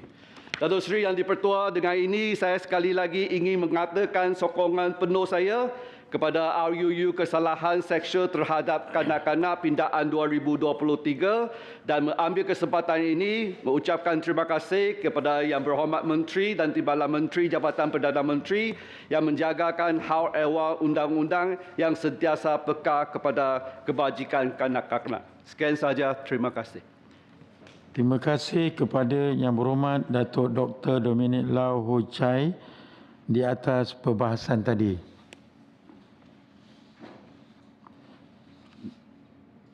Dengan ini saya menjemput Yang Berhormat Menteri di Jabatan Perdana Menteri, Undang-Undang dan Reformasi Institusi untuk menjawab. Dipersilakan. Terima kasih Tuan Yang Di-Pertua. Bismillahirrahmanirrahim. Assalamualaikum warahmatullahi wabarakatuh. Terima kasih saya ucapkan kepada semua Yang Berhormat Senator yang telah mengambil bahagian di dalam perbahasan ke atas rancangan undang-undang kesalahan-kesalahan seksual terhadap kanak-kanak pindaan 2023, iaitu Yang Berhormat Senator Datuk Kesar Vadas, Senator Datuk Seri Hajah Zuraina, Senator Datin Ros Suryati, Senator Tuan Seri Haji Muhammad Effendi, Senator Dr. Haja Wan Martina, Senator Datuk Johannes, Senator Tuan Abun Sui Anyit, Senator Tuan Manolan, Senator Tuan Haji Hussein dan Yang Berhormat Senator Datuk Dr. Dominic. Saya telah mendengar dan meliti semua isu-isu, pandangan, cadangan yang dibangkitkan oleh semua ahli-ahli Yang Berhormat Senator, yang mana saya akan menjawab satu persatu jika diizinkan masa. Kalau saya tidak sempat, saya akan memberi jawapan secara bertulis, Tuan Yang Di-Pertua. Pertama sekali, saya rasa sebelum saya pergi pada jawapan-jawapan, saya cuba nak terangkan kepada semua Yang Berhormat Senator tentang apa yang dirancangkan oleh kerajaan. Sebenarnya, kalau kita tengok, ini adalah pindaan kepada Akta Ibu, iaitu Akta Jenayah Seksual Kanak-Kanak 792. Di dalam akta ini, semasa akta ini diwujudkan pada tahun 2017, kita melihat bahawa jenayah seksual kanak-kanak ini lebih kepada apa yang disebut wujud dalam dark web. Ini berlaku kerana jenayah seksual pada tahun 2017 itu sesuatu perkara yang baru dalam masyarakat kita. Jadi walaupun ia berlaku, tetapi terwujud kesalahan-kesalahan yang berkaitan yang kita wujudkan, terutama sekali dalam elemen child pornography. Dan elemen child pornography ni, apa yang berlaku ialah pada masa dulu tahun 2017 tu ialah kalau kita nak melalui sistem untuk melihat tu, dia melalui sistem dark web. Saya ada dalam dewan ni, saya diterangkan kepada semua Yang Berhormat Senator. Yang menyebabkan salah satu daripada elemen jenayah seksual kanak-kanak juga dilihat dalam elemen grooming. Grooming tu maknanya dia memujuk, dia memanggil, dia menjemput kanak-kanak atas kononnya dia adalah kawan-kawan yang sebaya sebagai contoh. Itu dia buat grooming. Ini tahun 2017. Jadi hari ini saya ke dalam Dewan Negara ni selepas daripada Dewan Rakyat mendapat kelulusan, ialah membawa satu kesalahan yang baru pertama sekali. Dan kesalahan yang baru ni ialah bererti Akta Ibu 2017 ni dinaikkan taraf definisi pornografi tersebut kepada bahan jenayah seksual, material yang lebih luas. Sebabnya seperti yang mana Yang Berhormat berbahas tadi yang saya dengar, macam-macam sedang berlaku sekarang pada hari ini. Yang Berhormat pun bercerita tentang cerita-cerita pengalaman ataupun orang maklumkan macam-macam. Dan terutama sekali dengan teknologi maklumat yang hari ini ni, yang paling bahaya Yang Berhormat, dia datang pada kanak-kanak tu di dalam rumah kanak-kanak tu. Dulu dalam bahasa Inggeris perpetrator tu daripada luar. Sekarang ni anak-anak kita dalam rumah ni main WeChat, Instagram, Facebook, Telegram. Itulah sebenarnya mekanisme yang dia pegang dalam poket dia, dalam beg dia, serangan jenayah seksual itu berlaku. Bererti pada tahun ni 2023, teknologi itu mengacau anak-anak itu lebih advance. Itu sebab kita terpaksa membuat pindaan kepada akta ini, menambah nilai supaya jenayah itu kita meluaskan lagi. Dia tidak lagi pada satu interpretasi yang begitu dalam izin, a narrow interpretation. It's a very wide interpretation. Sebab jenayah sekarang ni is very sophisticated. Macam scammer lah Yang Berhormat. Kadang orang telefon saya pun, kadang nombor saya tak kenal, saya tak angkat. Yang Berhormat telefon saya, kalau marah minta maaf lah. Sebab saya takut scammer. Dan dia orang kata scammer ni, saya nak beritahu, Yang Berhormat Menteri Komunikasi dia sendiri, mak dia sendiri, bekas Ketua Setiausaha KSU Kementerian, dalam masa kurang daripada 10 ke 15 saat, berapa ribu ringgit boleh hilang. Kerana cara bercakap tu macam betul-betul orang percaya, macam orang baik. Saya tak tahulah, saya nombor tak kenal, saya tak angkat, saya takut. Ini kan anak-anak kita di rumah, kita kat bawah, dia kat atas. Dia main komputer, konon dia nak belajar, macam-macam yang berlaku. Dan yang paling dahsyat tu Yang Berhormat Senator ialah, bila yang berlaku ni betul, Yang Berhormat sebut tadi betul, daripada luar negara. Bukan hanya dalam negara kita. Okey, itu undang-undang hari ini memang kita tak menafikan kita nak buat tuduhan orang dalam Malaysia ke luar Malaysia. Memang undang-undang ni menyeluruh. Orang luar pun kita boleh. Itu yang bila kita ada kes Akta 2017 ni, Akta 792, bila kita mula-mulakan, kita berpengalaman daripada satu kes di mana seorang lelaki British tu, dia duduk di Malaysia, dia bekerja sebagai volunteer di gereja, ingat tak? Dia jumpa budak-budak, grooming, lepas itu jenayah seksual tu berlaku, itu secara fizikal. Hari ini jenayah seksual tu berlaku secara online. Itu sebab pindaan yang kita buat kepada seksyen hari ini ialah mengambil kira jenayah yang begitu sophisticated. Yang Muhammad Senator mesti memahami dalam perkara ni. Yang Muhammad ada banyak sebut beritahu pada tadi saya dengar, oh hukuman dia kecil, tak begitu banyak. Tetapi jenayah ni yang Muhammad bukan hanya pada satu seksyen. Bila mahkamah menuduh, pendakwa raya menuduh mana-mana pihak, tuduhan tersebut yang Muhammad dia pergi melebihi daripada seksyen yang tersebut saja. Saya baca contohnya kita seksyen 4 dulu pornografi kanak-kanak kita dah ubah terminologi dia. Okey, ini seksyen 5. Seksyen 5 membuat, menghasilkan, mengarahkan perbuatan penghasilan. Okey, dia membuat hukumannya 30 tahun. Jadi satu dia kena charge untuk membuat 30 tahun. Kemudian dia pun boleh dituduh di bawah membuat persediaan untuk membuat dan menghasilkan. Maknanya dia buat preparation pun kena hukuman 10 tahun dan 40 tahun. Betul? Kemudian menggunakan kanak-kanak, mestilah dia gunakan kanak-kanak walaupun online. 20 tahun dan 50 tahun. Kemudian disambung pula dengan bertukar-tukar mendebik. Yalah sebab dia buat online seksual ni, dia takkan baca seorang-seorang. Dia mesti hantar-hantar kat kawan dia. Tambah lagi 15 tahun. 65 tahun. Maknanya kemudian menjual. Kalau katakan dia nak buat duit, tambah lagi 15 tahun. Kemudian mengakses pada sexual abuse material tersebut, aksesnya 5 tahun. Maknanya yang Muhammad Senator tak boleh khawatir bahawa hanya kononnya 20 tahun, 10 tahun, tidak. Bila dia dituduh dalam pelbagai multiple section. Mencelah Menteri. Itu prosedur yang dibuatkan oleh. Mohon mencelah Menteri. Silakan. Ya, terima kasih Datuk Seri Yang di-Pertua. Bolehkah kerajaan ataupun pindaan ini memberi kuasa kepada hakim supaya boleh menghukum biasanya consecutively ataupun berterusan supaya dia boleh menjadi lama? Adakah peruntukan itu? Ya. Kami ada kes harapkan pagar mati, pagar makan padi. Harapkan bulan puasa pun cakap sasul. Harapkan pagar makan padi. 30-40 tahun diberikan oleh hakim mahkamah jenayah seksual. Tapi masalah kita di sini yang berhormat, sebenarnya memang jenayah ni ada yang kita nak buatkan jenayah itu lebih mengambil kira pengedaran zaman. Tetapi masalah kita yang berhormat ada sebut tadi betul, under reporting. Ini yang paling bahaya sebab mereka tak nak buat laporan. Dia tidak faham.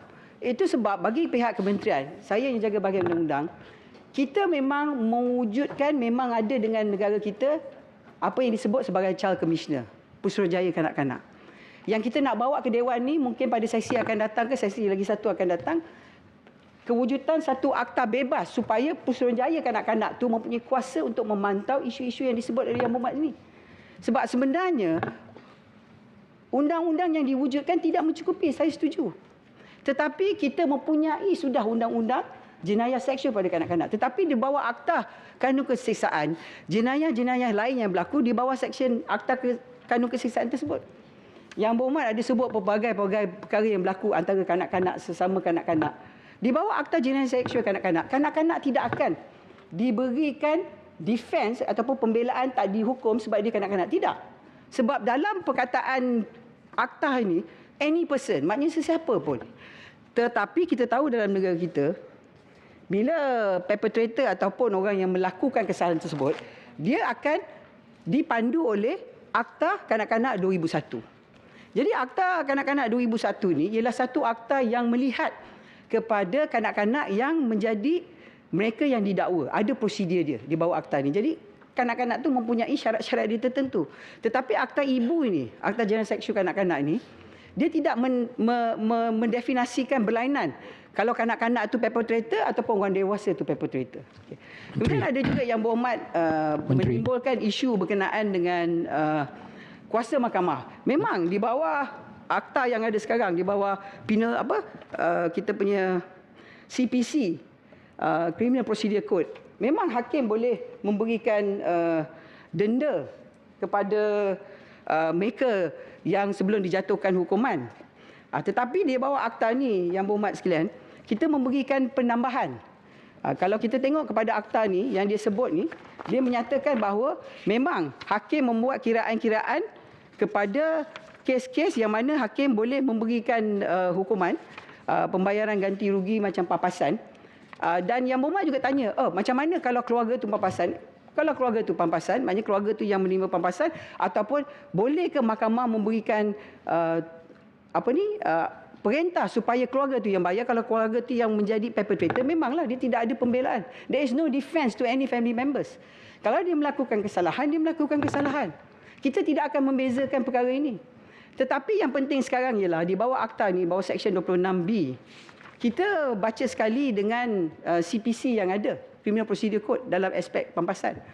Sebenarnya Yang Berhormat Senator sekalian, antara masalah dalam banyak kes-kes ni yang berlaku ialah, yang selepas ni saya akan membuat kepada akta keterangan kanak-kanak, ialah masalah bila pergi ke mahkamah. Bukan masalah melapor. Selalu masalah pergi ke mahkamah dalam kes-kes yang mana mengambil masa yang lama, pensaksian tu tidak ada, maka kes itu akan digugurkan. Itulah menjadi cabaran yang pertama bagi pelaksanaan kepada akta ini. Jadi saya nak jawab pada soalan-soalan yang ditimbulkan oleh Yang Berhormat, yang mana yang ada dalam Dewan pada hari ini. Datuk nak penjelasan sikit, Menteri sikit je. Tadi pun ada senator yang menyebut tentang kataan bahan, ya, in translation for material, penganiayaan seksual kanak-kanak, seolah-olah macam ringan. Ini dalam definisi lagi. Sebab itu Menteri pun mengulangi jenayah seksual kanak-kanak. Jenayah seksual kanak-kanak. Kenapa tidak kita masukkan dalam RUU ini, sementara kita di peringkat ini masih boleh dipinda, supaya memberikan suatu sense berat isu ini, translatekan kepada bahan jenayah seksual kanak-kanak, menggantikan child pornography. Itu cadangan. Yang Berhormat Senator, sebenarnya perkataan pornografi tu yang kita wujudkan dalam akta ibu dulu tu, yang kita buat pindaan, ialah kerana yang saya sebut dalam mukadimah saya masa saya membentang, bahawa standard tu dah berubah. Sebab ayat pornografi yang saya sebut dalam Dewan Rakyat ialah kadang-kadang ia melihat antara a physical touch of one person to the next person, ataupun multiple people to one person. Tetapi disebabkan oleh kecanggihan teknologi, itu yang kita buat pindaan kepada sexual exploitation, dengan juga kita bercakap tentang online offences, live streaming, sebab ia dalam kategori yang lebih besar bila kita mendefinisikan dalam bahasa Inggeris child sexual abuse material. Jadi bahan tu luas, macam-macam dia boleh cover. Kalau hanya pornografi saja, pornografi ni interpretation dia lebih narrow dengan izin. Itu beza dia. Itu sebab pada Seksyen 4, 5, 6 yang dalam akta ibu ni, kita buat pindaan tersebut supaya ia konsisten dan lebih luas. Dan kita tak tahu tahun 2023 ni, kita tahu online streaming. Mungkin tahun 2033, macam-macam perkara yang kemungkinannya berlaku. Okay. Jadi saya jawab kepada Yang Berhormat Datuk Kesavadas. Ada kan Datuk? Okey. Yang mana Yang Berhormat tanya tentang kanak-kanak yang menjadi mangsa terhadap ancaman daripada pemangsa sehingga boleh menjejaskan tahap kesihatan mental. Adakah ruang atau platform yang akan disediakan menerusi pindaan ini untuk ibu bapa tampil membantu anak mereka? Sebagaimana kesalahan jenayah lain, sekiranya mana-mana orang tahu mengenai pelakuan mana-mana kesalahan jenayah, orang itu termasuklah ibu bapa hendaklah melaporkannya untuk mendapat tindakan yang sewajarnya. Seksyen 19 di bawah Akta 792 menjadikan kesalahan yang boleh dihukum denda tidak lebih daripada RM5,000 sekiranya mana-mana orang tidak memberikan maklumat mengenai perlakuan ataupun niat mana-mana orang untuk melakukan mana-mana kesalahan seksual terhadap kanak-kanak. Selain itu, sekiranya seorang itu telah disabit dengan satu kesalahan seksual terhadap kanak-kanak, Seksyen 26A memberikan kuasa kepada mahkamah untuk membenarkan satu perintah pampasan untuk dibayar oleh orang yang disabit pada mangsa tersebut. Dalam membuat perintah pampasan termasuklah berhubung dengan jumlah wang pampasan yang perlu dibayar kepada mangsa, mahkamah hendaklah mengambil kira apa-apa faktor mahkamah fikirkan patut, termasuklah perbelanjaan yang ditanggung oleh mangsa seperti kos rawatan, pemulihan, kaunseling. Bagi maksud perintah itu, mahkamah boleh mengadakan satu inquiry di mana pihak yang mempunyai ruang untuk memberikan keterangan masing-masing termasuklah ibu bapa mangsa berkaitan. Kemudian Yang Berhormat Senator juga mencadangkan tribunal di bawah KPWKM untuk diperluaskan supaya boleh menerima aduan daripada kanak-kanak tersebut. Juga jawapan saya ialah kerajaan menerima baik cadangan di mana tribunal di bawah Akta Gangguan Seksual diperluaskan dan boleh diperbincangkan lanjut bersama pihak KPWKM. Tetapi hari ini saya ingin nak maklum pada Yang Berhormat, pejabat Pesuruhjaya kanak-kanak yang sudah ada dan kita nak memberikan dia lebih banyak immunity dan kebebasan. Harapan daripada kerajaan, Child Commissioner Office tu, OCC, Office of the Child Commissioner tu boleh menjadi satu landasan ataupun dengan izin avenue yang alternatif juga pada kanak-kanak. Kalau kita lihat di India dan Indonesia, dan juga contohnya sekarang yang lebih dilihat agresif seperti di New Zealand, pejabat Office of the Child Commissioner tu dia akan sentiasa mempunyai pengkhususan dan kepakaran bersama kanak-kanak. Maknanya dia kena continuously communicate. Jadi kita harap pejabat OCC ni pada masa akan datang boleh membuat program-program kesedaran di sekolah-sekolah. Sebab kadang-kadang Yang Berhormat Senator, kanak-kanak apa yang berlaku pada diri mereka yang lebih rendah umur, dia tak ada kepahaman yang berlaku pada diri mereka tu sesuatu kesalahan seksual. Dia tak faham. Tak banyak kanak-kanak dia tahu. Itu kita tengok pada umur kanak-kanak tersebut. That's why kita memerlukan. Itu sebab saya sebut di Dewan Rakyat, selepas ini kita pun akan bekerjasama dengan bahagian ruka tetangga di bawah Kementerian Perpaduan supaya ruka tetangga di kawasan perumahan memainkan peranan juga sebagai mata dan telinga.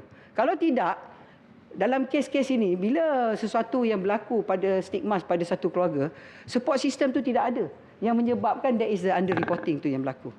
Jadi Yang Berhormat Senator juga tanya tentang kanak-kanak yang menghadapi trauma. Pendekatan digunakan oleh kerajaan untuk menangi penderaan seksual kanak-kanak melalui advokasi, pencegahan intervensi serta perkhidmatan sokongan sosial.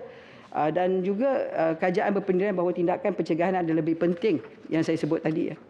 Yang Berhormat Senator Datuk Seri Haja Zuraina, sahabat lama saya, berkata tentang Seksyen 15A. Dia pun susah hati jugalah tentang isu-isu hukuman yang tidak begitu, kata orang tidak begitu, not really punishing. Tapi saya sebut tadi dalam pembentangan saya kata berikat dia. Dia tak hanya satu seksyen, dia tak boleh pergi seksyen lain. Jadi kalau campur-campur, saya kata 100 tahun masuk penjara Yang Berhormat sekalian. Takut juga orang. Tapi on the negative side, Yang Berhormat, saya perlu berlaku ikhlas dan adil di sini ialah kadang-kadang bila hukuman tu terlampau sangat gigitan dia begitu lama dan bila pelaku kesalahan tu adalah ahli keluarga, itu yang banyak under reporting tu berlaku. Contohnya anak-anak di rumah yang dia fikir kalau dia nak buat laporan anak perempuan, kemudian ayah dia kena tangkap ke abang dia ke atuk dia, mak dia nak letak kat mana? Ini masalah sosial yang kita berhadapan. Undang-undang Yang Berhormat macam mana hebat sekalipun, Yang Berhormat Senator pun banyak bahas tadi, ialah masyarakat secara umum.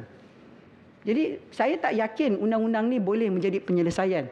Tetapi sekurang-kurangnya undang-undang ni memaklumkan pada mereka, sama ada orang anak-anak muda ke, anak-anak sekolah ke, orang tua ke keluarga, bahawa jenayah-jenayah seksual ini akan menjadi satu kesalahan, sama ada secara fizikal ke ataupun secara online, mereka akan dikenakan hukuman.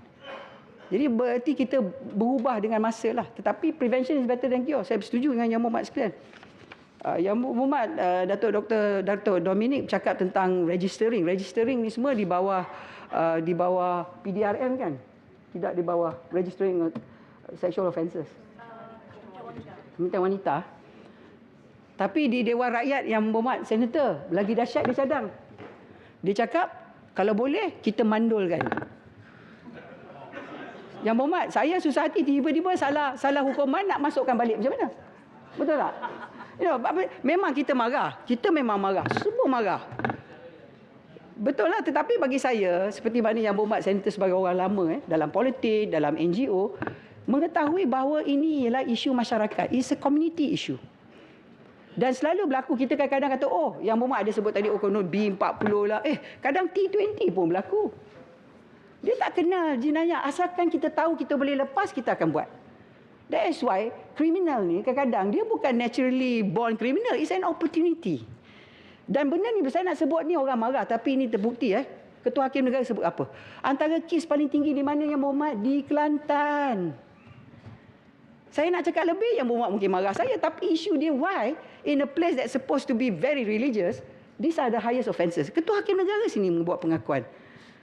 Itu sebabnya Yang Berhormat, ini masyarakat, ini masalah kita as a society.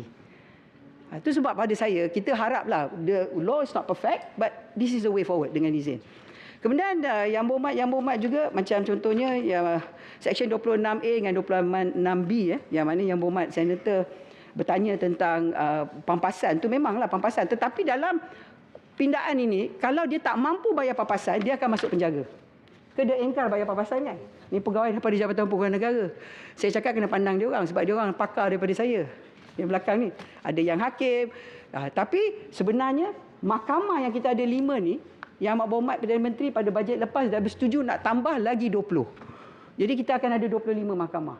Sebab kalau mahkamah ni bukan kepakaran Yang Berhormat, hakim ni bukan pakar, hakim yang tak begitu faham, susah juga Yang Berhormat. Dan mahkamah ni Yang Berhormat kalau pergi ke Putrajaya, dia mahkamah khas. Sebab mahkamah ni kalau kita masuk macam sekolah kindergarten, kala-kala kalau mahkamah ni selalu pakai hitam macam kita lah kat senator ni, muka sedih je kan. Dia buat rakyat sejuk, serius. Tapi di mahkamah kanak-kanak tu dia berlainan. Dia lebih supportif kepada kanak-kanak tu. Nanti saya buat kepada akta saksi kanak-kanak ni, saya beritahu pada Yang Berhormat Senator tentang perubahan yang kita nak buat dalam pengambilan pensaksian daripada kanak-kanak. Kemudian Yang Berhormat Senator Datin Ros tak ada kan? Tak apalah, saya jawab dengan dia cara bertulis. Saya jawab pada yang ada je lah, boleh kan? Yang Berhormat Senator Tuan Haji Muhammad Effendi ada? Tak ada, tak apa, tak ada. Okay, salam kat Yang Berhormat Senator yang semua tak ada. Yang Berhormat Senator Dr. Haja Wan Martina. Ada, terima kasih Yang Berhormat Senator. Yang Berhormat rujuk pada 26B, tempoh masa pembayaran pampasan. Jadi saya jawab di sini bahawa tempoh masa yang ditetapkan tertakluk pada budi bicara mahkamah Yang Berhormat Senator dan mengambil kira faktor-faktor tertentu seperti keupayaan dan kemampuan. Betul lah, dia akan mengira. Tetapi sebenarnya yang dia tengok papasan dia macam saya sebut tadi ialah lebih kepada isu elemen bantuan di segi mental health. Contohnya counselling. Sebab hanya pampasan dalam yang kita lihat tu tak boleh tengok pada pampasan itu saja, sebab selepas kes didakwa, proses pergi ke mahkamah, it is a proses yang memerlukan banyak elemen of membantu mereka menentang pada elemen trauma yang berlaku pada diri mereka. Cuba Yang Berhormat Senator bayangkan, anak-anak kecil balik sekolah. Sekolah tu, rumah tu patut jadi tempat perlindungan. Nak tidur, nak belajar, nak baca, nak makan. Tapi dia pergi ke rumah, rumah tu lah yang menjadi tempat yang paling menakutkan. Tak traumatik ke Yang Berhormat? Kalau besar panjang tu dia bolehlah lari ke pergi rumah ke, dia boleh buat laporan. Yang kecil-kecil yang tak faham.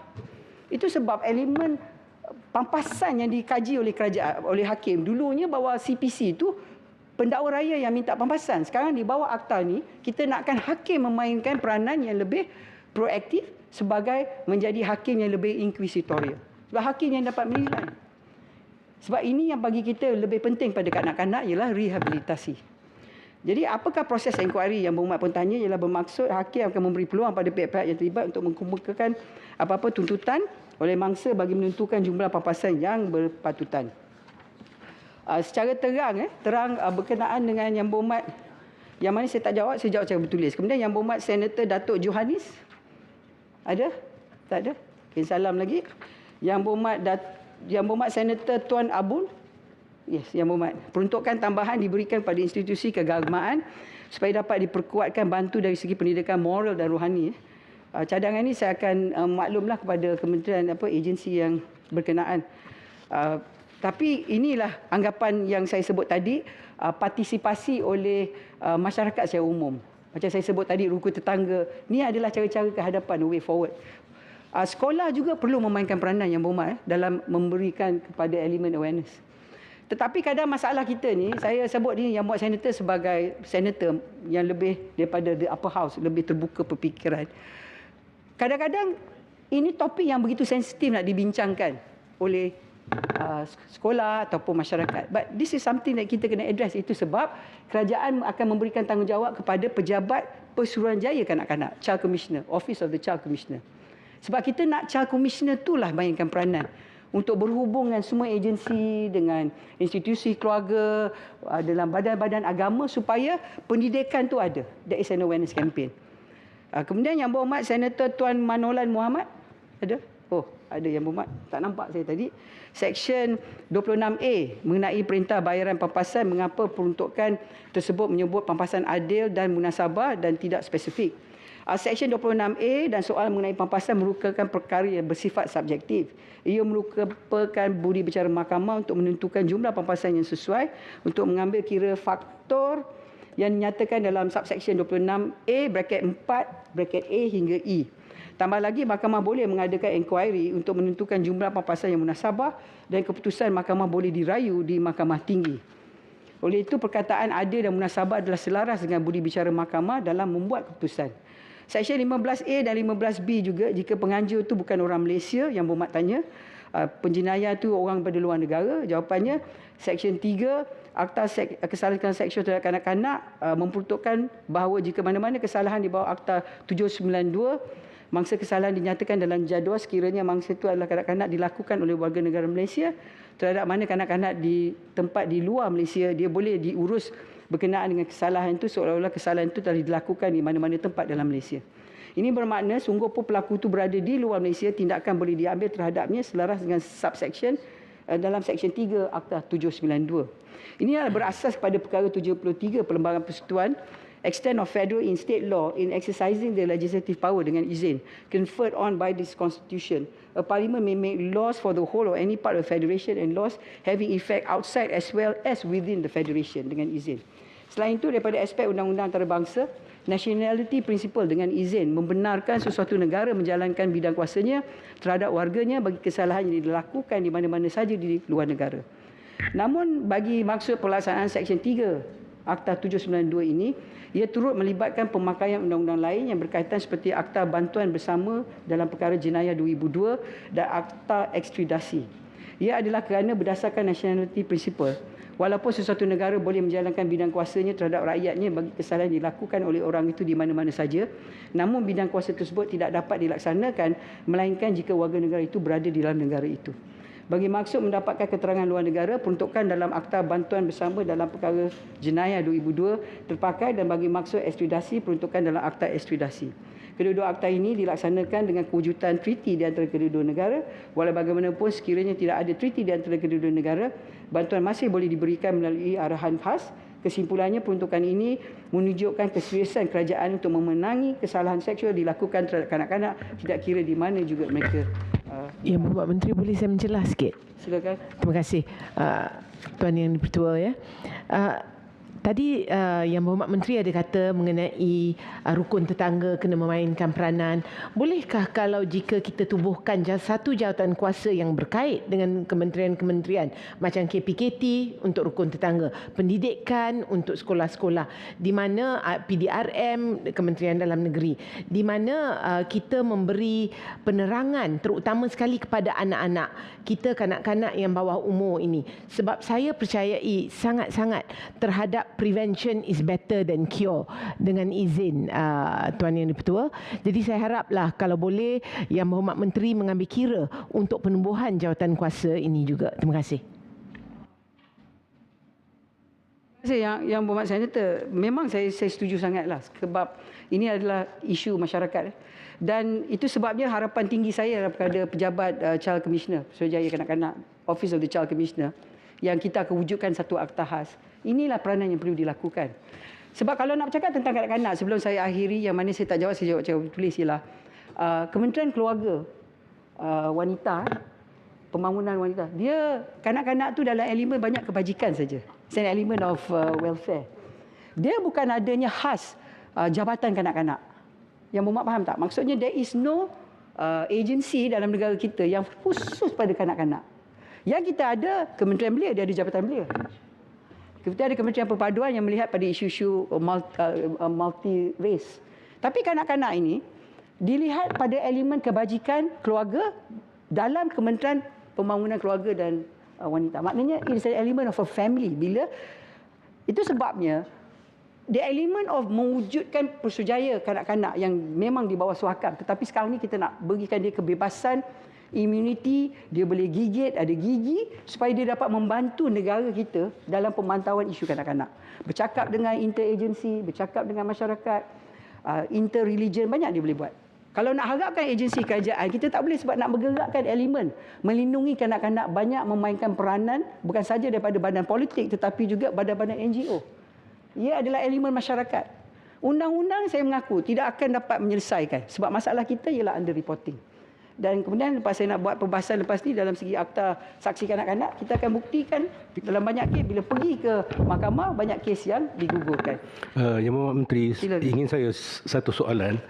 Saya dah teringat banyak kali nak bawa ni tapi tak dapat. Itu sebenarnya saya melihat stimulator yang perangsang yang paling besar dalam membentuk suasana ni sekarang ni adalah berada di tangan Kementerian Komunikasi dan Multimedia. Bukan maksud saya nak tanya hal-hal komunikasi dan multimedia itu pada Yang Berhormat Menteri, tetapi apakah ada juga ruang di situ di peringkat Kementerian Undang-Undang bagi boleh menyekat kemasukan bahan-bahan yang terlalu dahsyat sehingga umur yang belum cukup 2 tahun pun tangan dah ligat di telefon dan dia dididik sampai umur dia dewasa dan sampai umur tua. Jadi sebab itu daripada kecil dia dah semula terangsang dengan Komunikasi dengan syarikat-syarikat telco dalam negara barat, dia ada tanggungjawab, duty. Dia kena turunkan. Dan dia kena pantau dan dia kena cari. Jadi kalau pornografi itu dia kena buang. Tapi kalau telco company dia nak tengok, nak buat duit saja, berapa banyak kita surfing, dia dapat buat billing, dia tak akan pantau. Itu sebab selepas kita buat pindaan ini, kita berharap bahawa Kementerian Komunikasi akan mengikuti dengan akta komunikasi yang ada supaya dia boleh masuk dan dia boleh pantau. Itu harapan kita. Keduanya, kalau sistem yang kita ada ni, yang Muhammad tahulah, sistem security, kita boleh tengok teroris dalam kawasan-kawasan kita, kadang dia ada communication dengan negara-negara luar, kita tahu bila teroris sampai. Kenapa tak boleh kalau dalam kawasan sekolah tu, kalau orang tu dekat-dekat kawasan sekolah surfing website kanak-kanak, pornografi kanak-kanak, maknanya bakal nak jadi ransangan lah macam kata Yang Berhormat. Yang mereka yang bekerja dalam kawasan sekolah, ke dalam sekolah. Jadi kenalah mungkin sistem telco ada sistem. Kalau dalam kawasan sekolah, dia kena red alert. Ini dah tak boleh ni. Orang dekat-dekat situ, yang dia bekerja kat situ tu, yang dia tengok. Bila dia tengok, Yang Berhormat cakap betul. Itulah yang ransangan dia. Tapi yang saya paling takut Yang Berhormat ialah online perpetrator, dia berjadi macam kawan, senyum-senyum, gelak-gelak macam budak kecil, tapi sebenarnya orang tua kat sebelah tu. Jadi budak tu main-main, satu orang dia ingatkan 10 kawan dia semua orang tua-tua daripada luar negara. Mana Yang Berhormat cakap tu betul. Ini lagi bahaya sebab dia pandai cakap, dia pandai pujuk. Lepas tu dia minta satu gambar. Lepas tu dia bagilah gambar. Dapat duit sikit. Gambar ajak keluar, ajak jalan. Tiba-tiba dia blackmail budak tu macam kita buat pindaan akta ni. Sebab dia kata kat kanak-kanak tu kalau tak bagi lagi gambar banyak, lagi dia akan sebarkan pada kawan-kawan. Kemungkinan berlaku kawan sekolah. Boyfriend, girlfriend. Yang Berhormat cakap betul. Masa tengah bercinta macam-macam, gambar dia bagi. Bila bergaduh, gambar tu dia pergi tabur kat kawan-kawan. Jadi dalam pindaan akta ni, kawan-kawan, ex-boyfriend, ex-girlfriend pun kita akan kejar. Dia tak boleh main-main gambar. Itu sebab Yang Berhormat, kalau Yang Berhormat dapat apa-apa dalam telefon, ke iPad ke apa, benda ni pelik, Yang Berhormat jangan forward Yang Berhormat. Dalam akta ni Yang Berhormat forward, saya kena tuduh Yang Berhormat jenayah seksual. Sebab Yang Berhormat dah terima online. Jadi Yang Berhormat tengok pelik sikit, padam. Tak payah forward tanya Yang Berhormat Senator Zuhairina, ni benda ni apa ni? Lepas tu dia pula pergi hantar kat Yang Berhormat Dominic, ni apa ni? Semua kena tangkap lepas ni. Tak boleh. First rule, benda tu pelik, lain sikit, kita padam dan kita report. Barulah kita boleh pantau. Masalahnya kadang kita tak tahu, kita tengok-tengok, kadang kita gelak-gelak kan. Ini tak boleh Yang Berhormat. Yang Berhormat, Senator fahamlah maksud saya. Ini semua kata orang, bukannya iblis tapi perangsang. Wallahualam. Dengan itu saya ucap terima kasih pada semua yang buat senator kerana menyokong dan memahami tentang langkah serius yang diambil oleh kerajaan dalam isu ini.